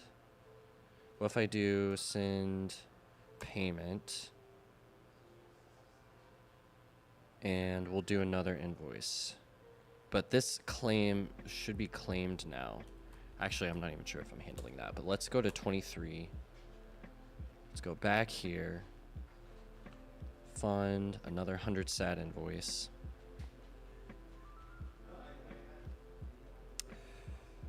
Man, I have just been wrestling with this library. Seems like it almost would have been easier to implement this from scratch. But okay, let's see if we get this invoice paid and we get a response. Send payment response, boom. And there's the pre-image, proof that we paid it. Let's go. Oh my gosh. Okay. Okay, so it's ugly. And I spent most of my time on the worst bugs, but here we are. We just built a app that lets us generate reward links off of Nostr Wallet Connect, and then we can claim them back to an invoice. Yeah, still a lot of work to do here, but I'm very happy you got the full flow working. It took a little bit of wrestling, but wow. It is 7:50, so how long have I been streaming? 3 hours, 53 minutes. Let's go. But okay. I'm happy this is working. I can sleep tonight. And it's been fun exercise, I guess, getting through this. But now that I've worked through this will be an opportunity to like kind of take this idea and rework it into another Nostr Wallet Connect workshop to make it as simple as possible. It's just wrestling with this updated library was not fun. Obviously, it's hard to keep stuff documented, but really had to read the code here to figure out how this worked. But still, shout out to Albie. Thank you. I do love your library. It was just a little bit hard to get it working here. But sweet. Okay. Nostr Wallet Connect rewards links. It works. So I'll probably continue to build this on this for the hackathon coming up this weekend. So look out for that. But either way, fun Stacker News live coding Monday here. Look out. I'll have more videos on the YouTube coming up this week. A little more structured, a little more educational. Check out PlebDevs.com. If you are interested in learning how to code, building Bitcoin apps, Lightning apps, it's pretty fun. So, sweet. Thanks, y'all. Be back on.